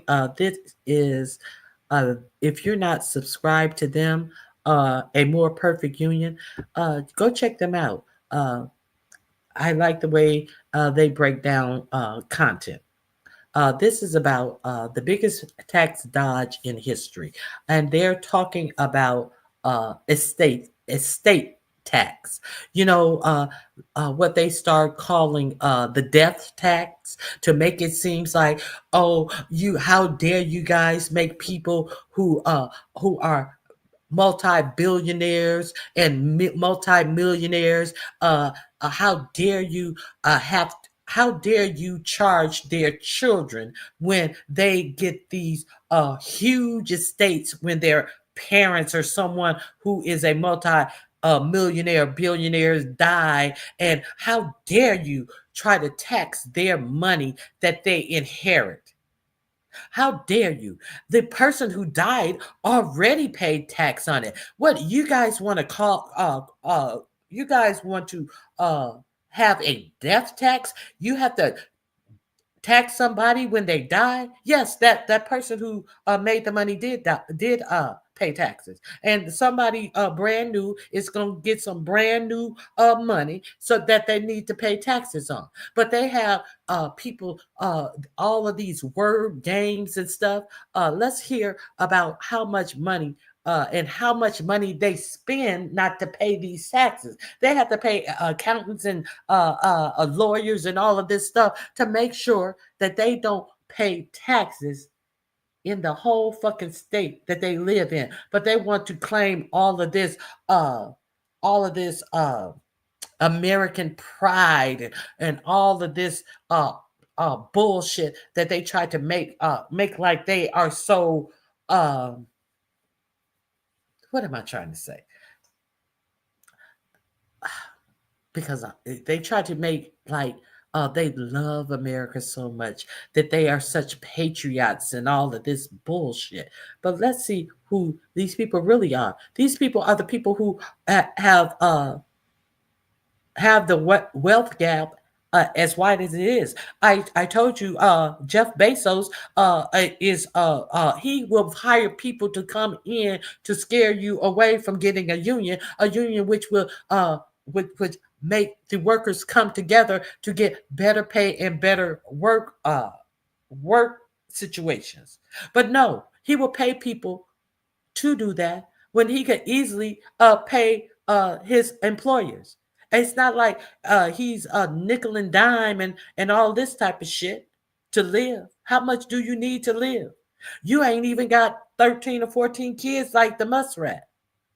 So it's just a motherfucking dick jerking these billionaires trying to outdo the other one, whose yacht is bigger and all of this shit. They dick jerking with money. In the meantime, this whole country is falling the fuck apart.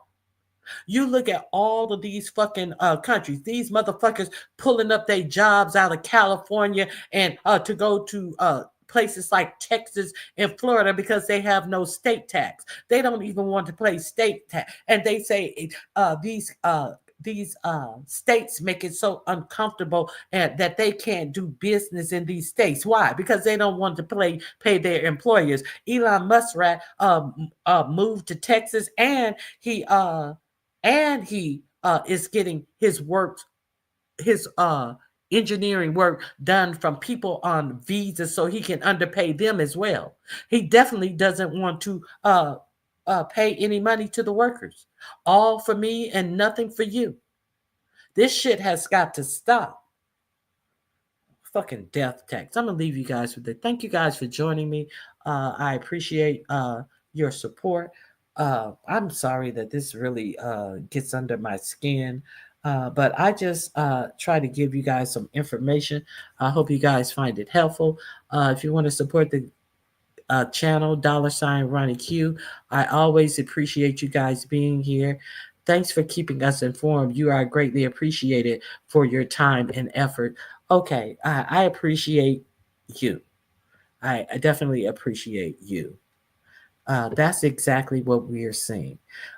So I'm going to leave you guys with this. I may interrupt it one time because I don't want to get struck.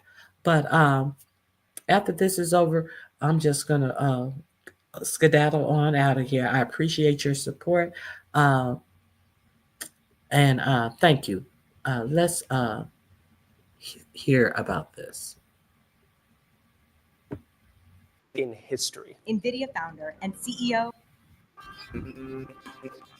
This could be the biggest tax dodge in history. NVIDIA founder and CEO Jensen Huang. Dominating the AI chip race. Shares surge. Record-breaking quarter. You kind of made this happen. So thank you. this piece yesterday about Jensen Huang, and the Times called it an $8 billion tax dodge. It's an intricate scheme that allows some of the wealthiest people in the world to avoid billions of dollars in taxes. It would not be unheard of to have a billionaire have a team of estate planners, tax attorneys and lawyers and accountants to circumvent the estate tax. And that's just one guy, one obscenely rich guy, doing what the super wealthy have been trying to do for decades. Not pay the estate tax. Levied on Americans who transfer property to their heirs after their death. So the estate tax is really a aristocracy prevention act. It's a tax on trust fund kid who gets the money. Nepo baby heirs who simply won the lottery at birth.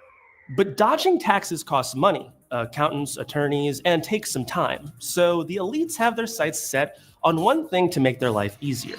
And I will also effectively eliminate the estate tax. The last 30 years, there's been an all-out campaign funded by some of the wealthiest families in this country to undermine the estate tax. And when money is power, the estate tax, and getting billionaires to actually pay it, might be the only way to prevent a full-on American oligarchy. You have administrations with 13 billionaires. The most talented cabinet ever assembled. You have 800 billionaires in the United States with combined wealth over $7 trillion. Their wealth is escalating thanks to the current administration. We could be looking at trillion-dollar fortunes within the next generation. We're going to take you inside the intricate loopholes that Jensen Huang and the super wealthy exploit to skirt billions of dollars worth of taxes and uncover how to stop them. The estate tax is over 100 years old. It was established in 1916. We were in what people call the first Gilded Age, this period of extraordinary concentrations of wealth and power. Chuck Collins has been working for decades to defend the estate tax, which is the only tax we have on inherited wealth in the United States at the national level. The people who levied the first estate taxes saw it puts a brake on concentrations of wealth and power. But lately, it hasn't been working out so well. They have weakened it and considerably debilitated it. The gift and estate tax has a lifetime exemption. That is, the amount of money you can give while you're alive and can leave behind when you die without it being taxed. The 2017 Trump tax law doubled the limit, making even fewer super wealthy families subject to the tax. The exemption is now $13,990,000. That's a tremendous savings, so thank you very much. You know, if you have less than $14 million right now, you are not going to pay the estate tax. That's the minimum threshold. That's where the tax starts, or $28 million for a couple. Think about that. $28 million. That's a lot of money, a lot more than the average household inheritance of $46,200. The reality is the estate tax is exclusively paid by multimillionaires and billionaires when it's working well.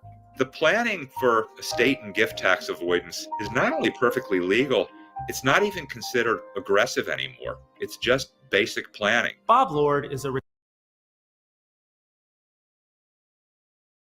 Let me step in here. That Citizens United, that the Supreme Court approved, that corporations basically are people too, and which allowed for all of this money to go into these different political camps, and to do commercials, but they're not connected with the actual candidate, but they are, supporting them in their own separate entity, and we're to believe that they are not coordinated, and they raise millions and millions of dollars. How do you think that the Muskrat was able?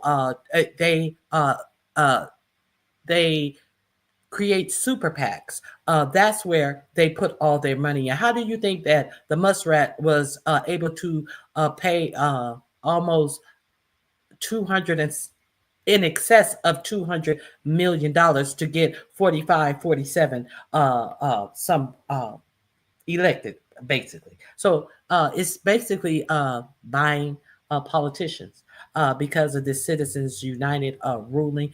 And also something that 4547, another executive order that he signed that you may or may not be aware of, that he has, it is no longer illegal to accept gifts from people. Remember that the president couldn't accept gifts. People in Congress couldn't accept gifts. Remember that? 4547 has done away with that. And what was that Virginia governor who went to jail for taking all of those gifts and stuff? That's the there's a Democrat who they just got. What is his name? Oh, I forget his name, but he has been in government for years. He was I think he was a Menendez. Bob Menendez. They found stacks of money in his actual freezer. So they just got him. He was one of them ones that they would put up to talk the good talk and have the air of respectability. And this motherfucker had stacks in his fucking freezer, allegedly. So let's be clear. Let's figure out, is there something we can do, the masses of people can do to stop this? I don't know. Let's see. A retired tax attorney. He knows a lot about getting around these loopholes. I spent the bulk of my career practicing tax law, a lot of it doing tax avoidance planning for rich clients. A perfect case study. The New York Times is reporting on Jensen Huang's various evasionary tactics. The Times called it an $8 billion tax dodge. Jensen Huang is the co-founder and CEO of NVIDIA. Do you like my jacket? The chip giant is one of the most valuable companies in the world. God, I love NVIDIA. And that made him one of the richest people in the world. I think Mark is pretty buff. The guy's pretty jacked. I mean, you too, man. But all that wealth could mean a hefty tax bill down the line, unless you have a GRAT. GRAT stands for Grantor Retained Annuity Trust. If you're not a tax attorney, this may make no sense to you. All you need to know right now is that it's a complicated vehicle for avoiding estate tax. Bob's going to explain. The way it works is I put in the $100 million of stock into the trust for my kids. That would make Bob the grantor, putting his assets into the trust. If he had just given his kids the stock, he would have faced up to 40% in gift and estate taxes. But by putting it in a trust, a middleman essentially, he dodges all of that. And they have to pay me back. And they do have to pay a little bit of interest on the deferred purchase price. That's the annuity part. It's a payment the trust has to make to cover the value of those assets over the period of the agreement, usually a couple of years. But if the assets appreciate a lot, then they get to keep the leftovers after they paid me. And there's no estate or gift tax to pay on that transfer of wealth. So let's say in 2 years, it doubles in value. So they pay me $100 million and they keep $100 million. I win against the IRS. I transferred $100 million of wealth to my kids without paying any estate or gift tax. That's a lot more than the $28 million lifetime exemption for couples that we talked about. How are they paying no gift or estate tax on that? That's why they call it the zeroed out GRAT. A good tax attorney will make it so that the assets and the payments back essentially cancel each other out. On paper, there's no gift here because it's been paid back. Think about what Jensen Huang's assets consist of. It's mostly the stock of NVIDIA, which has been increasing like crazy over the last 5 or 6 years. According to the Times, the Huang set up their GRATs in 2016, putting in about 3 million shares of NVIDIA, worth about $100 million at the time. They're worth more than $15 billion today, meaning that this one move saved them a whopping $6 billion in estate taxes. If you were going to search for the perfect asset to use for a zeroed out GRAT, it would be NVIDIA stock. And the GRAT is just one of the tactics Huang's used. The Times says he's potentially saved more than $1 billion in taxes by using an iDigit, another complicated trust vehicle, and another billion using a donor-advised fund. The Times pegs Huang's total dodge at $8 billion. Now, let's be clear, this is not something normal people have access to. It's not even something normal people need to do. But it is common for the people who can afford to do it. When ProPublica got hold of a bunch of taxpayer data for the richest Americans, they found that over 50% of the 100 richest Americans were visibly using these avoidance strategies. Now, it may be that all of them were using them. It just didn't show up in their tax data. Bob's been trying to get Congress to take action. Now, the loopholes are easily closed. There are 2 or 3 bills floating in Congress already. One introduced by Senator Sanders, and more recently, Senators Warren and Wyden have introduced bills. They're easily closed, but it just hasn't happened. And it probably won't with who's running the show now. But the good news is that we're headed toward repeal. The 2017 Trump tax cuts are coming to an end, and a big legislative fight is coming to decide what to do next. But at least one thing seems to definitely be on the chopping block. And I will also effectively eliminate the estate tax. There's a well-financed campaign of confusion to get people to oppose the estate tax. Chuck has been tracking these efforts for decades. The proponents of wholesale repeal have had almost a 10-year head start in terms of shaping the language and spinning the message. They called it the death tax. They rebranded it. We must repeal the death tax. They got everybody to think they were going to have to pay the estate tax. The government insists on taxing you even to die. All of that needs to stop. It's a PR propaganda campaign to confuse people. The truth is, the number of people subject to the tax is so small. For example, in 2022, about 3.2 million people died. Do you know how many taxable estates there were? 3,100. Mitch McConnell, we ain't got to worry about you because you ain't gonna never die. You standing up there looking like a deer in the head, like as you pee your pants, and then continue on. How many taxable estates there were? 3,170. That's about 0.1%. Back in 2001, 2000.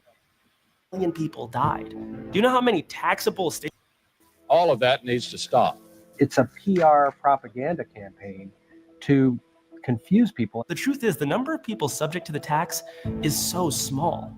For example, in 2022, about 3.2 million people died. Do you know how many taxable estates there were? 3,170. That's about 0.1%. Back in 2001, 2002, their whole campaign was predicated on farmers. The death tax is unfair to American farmers and American ranchers. An investigative reporter, David K. Johnston, went out to Iowa, went to the Farm Belt, and said, show me one person who's lost their farm because of the estate tax. You know, they didn't find anybody because there wasn't anybody. It is, to me, the most direct attack on the American dream that exists. This is an all-American tax. We fought a revolution to not have to be subject to a king and a queen and an aristocracy. So I think we've seen one very prominent example of how wealthy individuals will use these complicated estate rules to shield their wealth from taxation as it passes from one generation to the other. Ben Ritz is the Vice President of Policy Development at the Progressive Policy Institute, and he's got an idea to finally crack down on these avoidance tactics. Our proposal gets rid of a lot of those loopholes and games and says very clearly, we are taxing this money when it is received as income, whether that is to the trust or the heir. The Progressive Policy Institute's proposal would replace the estate tax with an inheritance tax. It lets us do it in a more progressive and fair way, and it focuses the point of taxation on the person who is actually benefiting from the money. The other big benefit of that is it's much harder to avoid.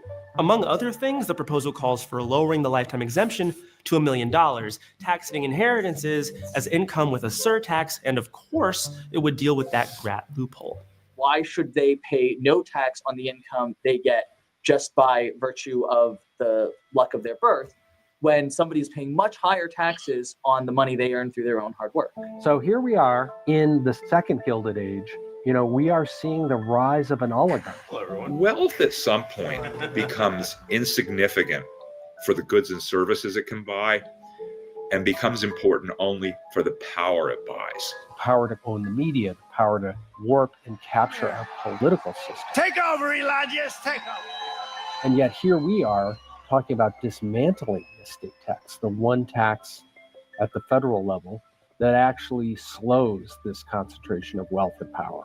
And it only looks like it's going to get worse. Oxfam calculates that 36% of billionaire wealth is now inherited. And every single person on Forbes' 2024 Youngest Billionaires list inherited their wealth. They didn't create it. It's not surprising because that's what oligarchies are like. When oligarchs have power, political power, they use their power to get more wealth and power. And this is getting rid of the estate tax is a great example of their fantasy. All right, guys, that's it. Thanks so much Thank for you. watching our video. If you have any ideas or pitches, Thank you for coming. Go over and check out some of my videos that I have linked in this chat. And I'll see you guys on the YouTube street. God bless you. Bye-bye.